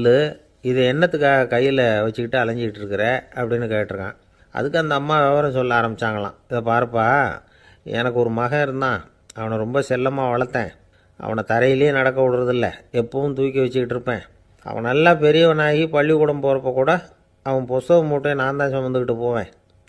பார்க்குறவங்க கூட கேலி பண்ணுவாங்க, ஏம்மா படிக்க போகிறது நீயா உன் பிள்ளையான்னு கேட்பாங்க. அவன் இன்னைக்கு எவ்வளோ பெரிய மனுஷன் ஆகிட்டான், வெளிநாட்டில் பெரிய உத்தியோகத்தில் இருக்கான். சமீபத்தில் இங்கே வந்துட்டு போனான். ஒரு நாள் ஏதோ கோபத்தில் என்ன அரைஞ்சுட்டான். அப்போ இந்த 4 பல்லும் கீழே விழுந்துட்டுது. இன்னமும் கூட விழுந்திருக்கும், ஆனால் பல்லு தான் இல்லை. என் புள்ள அரைஞ்சதுனால விழுந்த பல்லு இல்லையா அது, அதனால் இதை எப்பவும் என் கையிலேயே வச்சுக்கிட்டு ஆசையோடு பார்த்துக்கிட்டு இருக்கிறேன். அவன் தான் வெளிநாட்டுக்கு போட்டான், அவனை பார்க்க முடியாத ஏக்கத்தை நான் இந்த பல்லை பார்த்து போக்கிக்கிறேன் அப்படின்னு நாங்களாம் அந்த அம்மா. இந்த கதை எதுக்காகன்னா, தாய் அன்பு அப்படிங்கிறது எப்படிப்பட்டதுங்கிறத புரிஞ்சுக்கிறதுக்காக. கல்யாணம் ஆனதுக்கப்புறம் தாயை மறந்து விடுறவங்க எத்தனை பேர் இந்த உலகத்தில்? அவங்க காதில் வேணுங்கிறதுக்காக தான் இந்த தகவல். ஆனால் ஒரு விஷயம் மட்டும் நல்லா புரிஞ்சுக்கணும், தாயை மதிக்க தெரிஞ்சவங்க தான் இன்றைக்கி வந்து வாழ்க்கையில் எல்லா விதத்துலேயும் முன்னுக்கு வந்திருக்கிறாங்க. வேணும்னா விசாரித்து பார்த்துக்குங்க. இன்னொரு அம்மா இருந்தாங்க. அவங்க தினமும் ஒரு கோயிலுக்கு வருவாங்க. சாமியை பார்த்து, கடவுளே நான் இறந்து போனால் நரகத்துக்கு போகணும் அப்படின்னு வேண்டிக்குவாங்களாம். எல்லோரும் சொர்க்கத்துக்கு போகணும்னு தானே கடவுள்கிட்ட வேண்டிக்குவாங்க. இந்த அம்மா தினம் வந்து நான் நரகத்துக்கு போகணும் அப்படின்னு வேண்டிக்கிறாங்க. அங்கேருந்து அர்ச்சகருக்கு இது சந்தேகம். ஒரு நாள் அதை நேரடியாகவே அவங்கக்கிட்ட கேட்டுவிட்டார். அதுக்கு அந்த அம்மா பதில் சொன்னாங்களாம், ஐயா, எனக்கு கல்யாணம் ஆகி ரொம்ப நாள் வரைக்கும் குழந்தை பாக்கியம் இல்லாமல் இருந்தது. கோயில் குளம் எல்லாம் சுற்றி வந்தேன். ரொம்ப நாள் கழித்து ஒரு குழந்தை பிறந்தது, ஆண் குழந்தை. அவனை நான் ரொம்ப செல்லம் கொடுத்து வளர்த்தேன். அதோட விளைவு என்ன ஆச்சுன்னா, அவன் ரொம்ப மோசமாக ஆயிட்டான். கெட்ட பழக்க வழக்கம்லாம் கற்றுக்கிட்டான். அவன் இறந்து போனால் நிச்சயம் அவனுக்கு நரகம்தான் கிடைக்கும். அந்த அளவுக்கு கெட்டவன் அவன். அப்படிப்பட்ட காரியங்கள்லாம் பண்ணிகிட்ருக்கான், எனக்கு தெரியும். இவனுக்காக நரகத்தில் கூட யாரும் தயவு காட்ட மாட்டாங்க, தாட்சண்யம் காட்ட மாட்டாங்க. அதனால் இவனுக்கு முந்தி நான் இறந்து நரகத்துக்கு போயிட்டா அங்கே இவனை கவனிச்சிக்கலாமே, இவனுக்கு பணிவிடை செய்யலாமேன்னு பார்க்குறேன் அப்படின்னு நாங்களாம். அதனால தான் நான் நரகத்துக்கு போகணும்னு தினம் ஆண்டவனை வேண்டிகிட்டு இருக்கிறேன் அப்படின்னு கண்கலங்கி அந்த அம்மா சொன்னாங்களாம். அதுதான் தாய் உள்ளம்ங்கிறது. தாயின் பெருமையை வந்து சரியாக உணர்ந்துட்டா அவங்களுக்கு எப்பவும் எந்த கஷ்டமும் வராது. இது ஏதோ உபதேசத்துக்காக சொல்கிற வார்த்தை இல்லை, உண்மையான வார்த்தை. இந்த விவரத்தையெல்லாம் நண்பர் ஒருத்தர்கிட்ட சொல்லிக்கிட்டு இருந்தேன். அவர் கொஞ்ச நாள் கழித்து என்னை தேடி வந்தார். அவர் கையிலேயும் 4 பல்லு வச்சுருந்தார். என்னங்க ஆச்சு, ஏதுங்க அந்த பல்லு அப்படின்னு விசாரித்தோம். உங்கள் உபதேசத்தை கேட்டுவிட்டு இந்த உலகத்தில் எல்லாரையும் தாயாக நினைக்க ஆரம்பிச்சிட்டேன். ஒரு அம்மாவை கடத்தரில் பார்த்து தாயேன்னு கூப்பிட்டேன். அவங்க உடனே பலார்னு என்னை அரைஞ்சிட்டாங்க. பல்லு விழுந்துட்டுது. அதை தான் பொறுக்கி எடுத்துக்கிட்டு நேராக உங்களை தேடி வந்துக்கிட்டு இருக்கிறேன்னார். தாயேன்னு தானே கூப்பிட்டீங்க, அதுக்கு ஏன் அரைஞ்சாங்க அப்படின்னு கேட்டோம். நான் தாயேன்னு கூப்பிட்டது அவங்க காதில் நாயேன்னு விழுந்துட்டு தான், அதுதான் இப்படி ஆயிட்டுது அப்படின்னார்.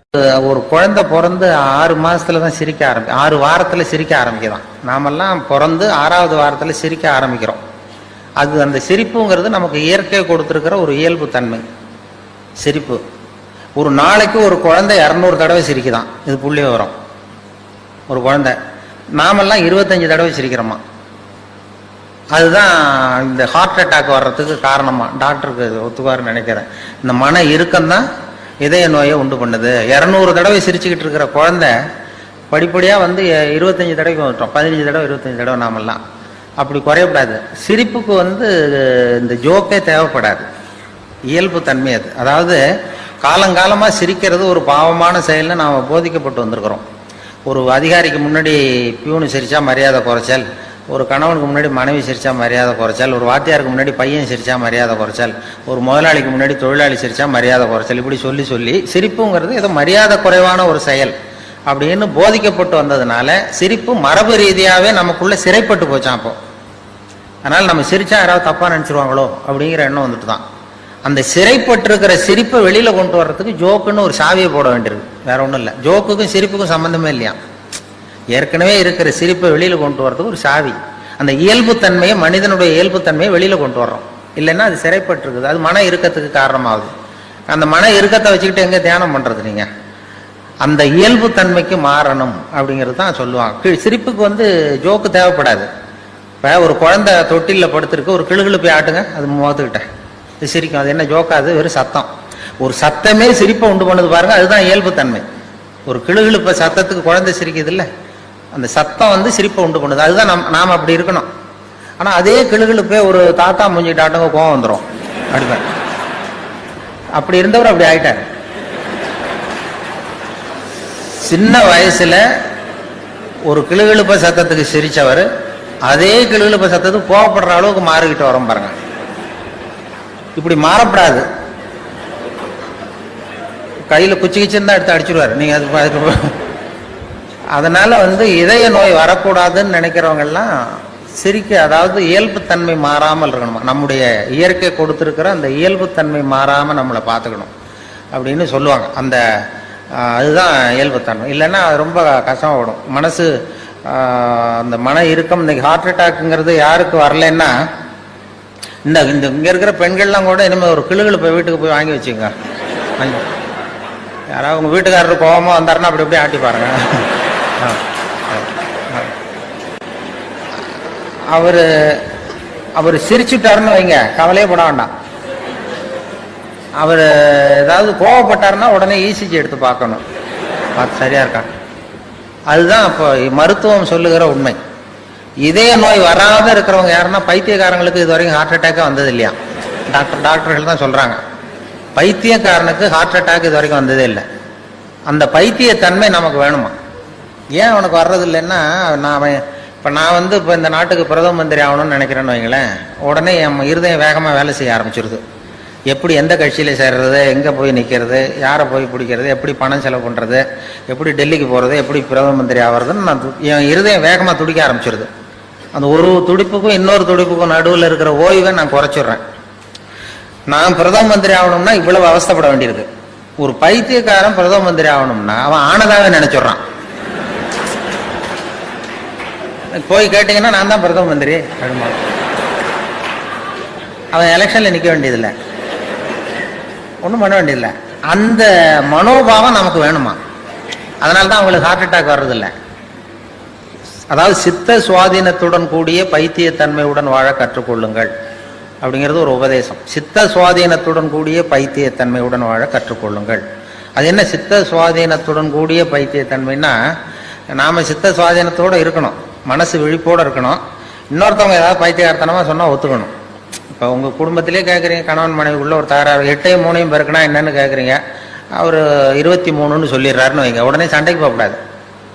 8 3 பெருக்குனா 24 பதிலாக 23 சொல்றாரு, சண்டைக்கு போகக்கூடாது. சரி பரவாயில்ல, எங்க வாத்தியார் இப்படி சொல்லி கொடுத்தாரு, உங்க வாத்தியார் சொல்லி கொடுத்துருக்காரு, அது வாய்ப்பாட்டிலையும் எத்தனையோ எடிஷன் இருக்கு இல்லையா. அப்படி அப்படி அதுதான் சித்த சுவாதீனத்துடன் கூடிய பைத்தியத்தன்மை. நமக்கு எது உண்மைங்கிறது தெரியுது, இருந்தாலும் ஒரு பைத்தியத்தன்மையோட வாழறோம் பாருங்க. அந்த பைத்தியத்தன்மைங்கிறது இன்றைய மனுஷனுக்கு தேவை. அது ஒருத்தன் பைத்தியகார ஆஸ்பத்திரியில் 10 வருஷம் இருந்தானா, அவன் உடம்பு குணமாயிட்டது டாக்டர், என்னை வீட்டுக்கு அனுப்புங்கன்னு டாக்டர் கேட்டிருக்கான். டாக்டர் சொல்லியிருக்காரு, 10 வருஷம் இருந்துட்டேன், இன்னொரு 10 நாள் இரு, உன்னை சோதனை பண்ணி அனுப்பிச்சுட்றேன் வெளியில் அப்படின்னு இருக்காரு. 10 நாள் டெஸ்ட் பண்ணி பார்த்தாரு, எல்லாம் நல்லா குணமாயிட்டான். உடனே அவர் சொன்னார், நீ சொன்னது சரிதான்ப்பா, வீட்டுக்கு போகலான்னு அனுப்பிச்சிட்டார். அதுக்கப்புறம் பத்திரிகைக்காரங்கள்லாம் பேட்டி எடுத்தாங்களாம், ஏங்க நீங்கள் உங்கள் பைத்தியக்கார ஆஸ்பத்திரி இருந்தீங்க, உங்கள் அனுபவத்தை சொல்லுங்களேன் எழுதுவோன்னு. அப்போ சொன்னா, நான் 10 வருஷம் நான் பைத்தியத்தோட பைத்தியமாக இருந்தேன். 10 வருஷம், அது எனக்கு 10 வினாடியாக போயிட்டுது. பைத்தியங்களுக்கு மத்தியில் புத்தி தெளிஞ்சவனா 10 நாள் இருந்தேன், அது 10 யுகமாக போச்சுன்னு நானும். நம்முடைய வாழ்க்கை யுகங்களாக போகணுமா வினாடிகளாக போகணுமாங்கிறத நான் முடிவு பண்ணணும். பைத்தியத்தோட பைத்தியமா வாழ தெரிஞ்சவனுக்கு வாழ்க்கை சுகமா இருந்திருக்கு. பைத்தியங்களுக்கு மத்தியில புத்தி தெளிஞ்சவனா வாழறவனுக்கு வாழ்க்கை யுகமா கடினமா இருந்திருக்கு. அதனாலதான் நாம அதுக்காக சுத்தமா பைத்தியமாவும் மாறிட முடியாது, சட்டையை கழிச்சுட்டு அலைய முடியாது. சித்த சுவாதீனத்துடன் கூடிய பைத்தியத்தன்மை அப்படின்னு அதுக்காக தான் அதை சொல்றாங்க. சித்த சுவாதீனத்துடன் கூடிய பைத்தியத்தன்மையுடன் வாழ கற்றுக்கொள். ஒரு காட்டுல ஒரு நரி இருந்தது. ஒரு நாள் காலை நேரம் அது தன்னுடைய இருப்பிடத்திலிருந்து வெளியில வந்தது. கொஞ்சம் தூரம் நடந்து வந்தது. அப்பதான் அது தன்னோட நிழலை கவனிச்சு பார்த்தா அது ரொம்ப நீளமா பெருசா இருக்குது. காலை நேரத்துல நிழல் அப்படித்தானே இருக்கும். ஆனா அந்த நரிக்கு அந்த விஷயம் தெரியல. தன்னுடைய நீண்ட பெரிய நிழலை பார்த்து ஆச்சரியப்பட்டது. ஆஹா, நாம இவ்வளவு பெருசாவா இருக்கிறோம் அப்படின்னா என்னுடைய காலை சாப்பாட்டுக்கு ஒரு யானை இல்லைன்னா ஒரு ஒட்டகம் கிடைச்சாதான் சரியா இருக்கும் போல இருக்கு அப்படின்னு முடிவு பண்ணிக்கிட்டது. உடனே ஒரு யானை அல்லது ஒட்டகத்தை தேடி அலைஞ்சது, எங்க கிடைக்கும்னு. கிடைக்கவே இல்லை. மத்தியானம் 12 மணி ஆயிட்டுது. பசியோடு அலையுது. இப்ப தன்னோட நிழலை பார்த்தது. அது மத்தியான நிழல் எப்படி இருக்கும், அது ரொம்பவும் குறுகி போய் தெரிஞ்சுது. உடனே அந்த நரி என்ன நினைச்சுக்கிட்டு தான் தெரியுமா, காலை ஆகாரம் சாப்பிடாததுனால நம்ம உடம்பு இப்படி அழைச்சி போட்டுதே அப்படின்னு நினைச்சுக்கிட்டு தான். கொஞ்ச நேரம் கழிச்சு மறுபடியும் தன்னுடைய நிழலை பார்க்குது. அது இன்னமும் குறுகி போய் காலடியிலேயே வந்துட்டுது. அதுக்கு பயமா போயிடுது. ஐயையோ, இன்னும் கொஞ்ச நேரத்துல நாம இறந்துருவோம் போல இருக்க, இப்ப என்ன செய்யறது? இந்த சமயத்துல ஒரு எறும்பு கிடைச்சா கூட போதும், அதை நம்ம காலை ஆகாரமா நினைச்சு சாப்பிட்டுள்ளாமே அப்படின்னு நினைச்சுதான். நம்முடைய நிழல் கூட நம்மள மாதிரியே தான் அடிக்கடி மாறிக்கிட்டே தான் இருக்குது. அது எப்பவும் ஒரே மாதிரி இருக்கிறது இல்லை. மனிதனுக்கு ஏற்படுகிற தன்முனைப்பு இருக்கு பாருங்க, ஈகோ, அது கூட ஒரு நிழல் மாதிரி தானா. அப்படி நினைக்க ஆரம்பிச்சுட்டா அதனால ஏதும் பிரச்சனை வராதான். தன்முனைப்பை நிழல் போலவே ஏற்றுக்கொள்ளுங்கள் அப்படிங்கிறது பெரியவங்க கருத்து. ஒரு காரியத்தை வெற்றிகரமாக நல்ல விதமாக செஞ்சு முடிக்கிறோம்னு வச்சுக்கோங்க. அந்த சமயத்தில் ஒரு வித நுட்பமான தற்பெருமை நமக்குள்ளே உண்டாகுது. இது இயற்கையானது, அதனால் இது மேலே பற்று வைக்கக்கூடாது. அப்படி வைக்க ஆரம்பிச்சுட்டா அந்த தற்பெருமை ஒரு நிரந்தர விருந்தாளியாக நம்மக்கிட்ட தங்கிக்கும். நம்ம நிழல் எப்படின்னு பாருங்க, நாம் நடக்கும் பொழுது நம்ம பின்னாடியே வரும். தன்முனைப்பையும் அப்படியே நினச்சிக்குங்க. நிழல் யாருக்கும் எந்த பிரச்சனையையும் உண்டாக்குறது இல்லை. ஆனால் அந்த நிழலை கண்டே நாம் பயப்பட ஆரம்பிச்சுட்டா நாம் எதுலேயும் வெற்றி காண முடியாது. நிழலோட சண்டை போடக்கூடாது. அது மாதிரி தன்முனைப்போடவும் நாம் சண்டை போட வேண்டியதில்லை. இல்லாத ஒன்றோடு சண்டை போடுறது எப்படின்னா, அது இருட்டோட சண்டை போடுறது மாதிரி. நாம் நிழல் கிடையாது, நம்மகிட்ட இருக்கிற தன்முனைப்பு ஒரு நிழல். நம்ம நிழலையும் நமக்கு சமமாக பார்க்குறோம் பாருங்க, அங்கே தான் சிக்கலே ஆரம்பம். இப்போ நாம் நடந்து போய்கிட்டு இருக்கிறோம், நம்ம நிழல் தரையில் விழுது. யாரோ ஒருத்தர் நம்ம நிழல் மேலே காலை வச்சு நடந்து போகிறார். உடனே அவர்கிட்ட சண்டைக்கா போகிறோம், ஏண்டா என் நிழலை மிதிச்ச அப்படின்னு. நமக்கு தெரியும் அது நிழல் தாங்கிறது. அவர் உங்கள் மேலே நடக்கலை, உங்களுடைய நிழல் மேலே தான் நடக்கிறார். அது மாதிரி உங்கள் தன்முனைப்பின் மேலே யாராவது நடந்தால் உங்களை அவமானப்படுத்துகிறதா நினைக்கிறீங்க. காரணம், நாமளும் நம்ம தன்முனைப்பும் ஒன்றுங்கிற நினைப்பு தான் காரணம். மற்றபடி வேற ஒன்றும் கிடையாது. நம்ம நிழல் மேலே நடக்கிறவர் நம்மளை காயப்படுத்துறதில்லை. தன்முனைப்பை வேண்டாத ஒன்றாவும் பார்க்க வேண்டியதில்லை. அது இயற்கை. நிழலை உங்கள் முன்னாடி வைக்க வேணாம், அது உங்கள் பின்னாடியே இருக்கட்டும். நிழலின் நிழலாகி விடாதீர்கள், நீங்கள் நீங்களாகவே இருங்கள். இதுதான் சான்றோர் சிந்தனை. ஒரு பேருந்தில் ஒரே நெரிசல். ஒருத்தர் பக்கத்தில் நின்றுக்கிட்டு இருந்தவர்கிட்ட ரொம்ப பணிவாக விசாரித்தார், ஏன் சார் நீங்கள் ஏதாவது பெரிய உத்தியோகத்தில் இருக்கிறீங்களா அப்படின்னார். அப்படிலாம் ஒன்றும் இல்லைங்கன்னார் அவர். அப்படின்னா வேற ஏதாவது அரசியலில் பெரிய பதவியில் இருக்கிறீங்களா அப்படின்னு கேட்டார். அதுவும் இல்லைங்கன்னார். சரி, பணமாவது அதிகமாக வச்சுருக்கீங்களா அப்படின்னு கேட்டார். அப்படிலாம் ஒன்றும் கிடையாது சார்னார் அவர். அப்புறம் எதுக்குடா என் காலை மிதிச்சுக்கிட்டு இருக்கிற, எடுறா காலை அப்படின்னாராம் இவர். ஒருத்தர் ரொம்பவும் மகிழ்ச்சியாக வந்துக்கிட்டு இருந்தார். என்ன விஷயம்னு விசாரித்தேன். நான் தோற்று போயிட்டேன், அதுதான் மனசுக்கு மகிழ்ச்சியாக இருக்குது அப்படின்னார். எனக்கு இது ரொம்ப ஆச்சரியமாக போச்சு. இந்த உலகத்தில் தோற்று போகிறவங்க யாரும் மகிழ்ச்சியாக இருக்கிறதில்ல. அப்படி இருக்கிறப்ப இவர் இப்படி சொல்கிறாரே, எங்கே தோற்று போனீங்கன்னு கேட்டேன். அதுக்கப்புறம் தான் அவர் விவரமாக சொன்னார். என்னோட 5 வயசு குழந்தையோடு நான் விளையாடிக்கிட்டு இருந்தேன். அந்த விளையாட்டில் என் குழந்தை ஜெயிச்சு விட்டுது, நான் தோற்று போயிட்டேன் அப்படின்னார் ரொம்ப உற்சாகமாக. நான் யோசித்து பார்த்தேன். அதாவது நாம் சின்ன குழந்தையாக இருக்கிறப்போ எந்த விளையாட்டில் கலந்துக்கிட்டாலும் அதில் நாம் தான் ஜெயிக்கணும்னு ஒரு வெறி நமக்குள்ளே இருக்கும். நம்மளை எதிர்த்து விளையாடுறவர் நல்லவரா கெட்டவரா, பெரியவரா சின்னவரா அப்படிங்கிறதெல்லாம் முக்கியம் கிடையாது. அவர் தோற்று போகணும், நாம் ஜெயிக்கணும், அதுதான் முக்கியம். எதிரியை சந்தோஷப்படுத்த விளையாடுகிற கலை அப்போ நமக்கு தெரியறதில்ல. வாழ்க்கையில் ஒரு பக்குவம் வந்ததுக்கு அப்புறம் வெற்றி பெறணுங்கிற மன அழுத்தம் போயிடுது. போட்டியில் ஜெயிக்கணுங்கிறத விட குழந்தையை சந்தோஷப்படுத்தணுங்கிறது முக்கியமாக போச்சு. ஜெயிக்கணுங்கிற வெறி ஓடி போட்டுது. ஒரு குழந்தையாக இருந்தப்போ நம்ம வளர்ச்சிக்கு உதவிய வெறி பெரியவனானதுக்கு பிறகு நமக்கு எதிரியாக மாறுது. அதை சரியான சமயத்தில் நாம் புரிஞ்சுக்கிட்டோம்னா போதும், நாம் பொழைச்சிக்கலாம். ஒவ்வொரு மனுஷனுமே வாழ்க்கையோட அடுத்த கட்ட வளர்ச்சியில் அடி எடுத்து வைக்கிற நேரத்தில் தன்கிட்ட இருந்து ஏதோ ஒரு குணத்தை அல்லது தன் குணம் இருந்த ஏதோ ஒரு உறவை நாம் இழக்கத்தான் வேண்டியிருக்குது.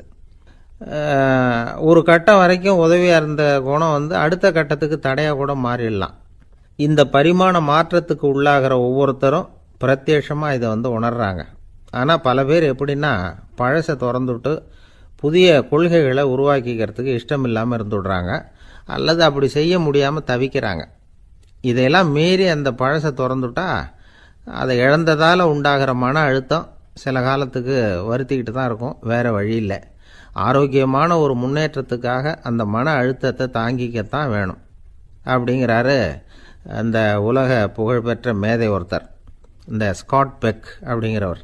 பிறந்த நாள் முதல் இதுதான் சரி அப்படின்னு கற்பிக்கப்பட்டு வந்த ஒவ்வொரு தத்துவத்தையும் தங்களுடைய வளர்ச்சிக்கு தகுந்த மாதிரி மாற்றி அர்த்தப்படுத்தி கொள்ள முடியாமல் வாழ்க்கை சூழலில் அப்படியே அரைப்பட்டு தூளாகிறவர்கள் தான் ரொம்ப தவிக்கிறாங்களாம். இதுதான் அவருடைய கருத்து. பெரும்பாலும் மனிதர்களுடைய நடுத்தர வயசில், அதாவது 30 தாண்டி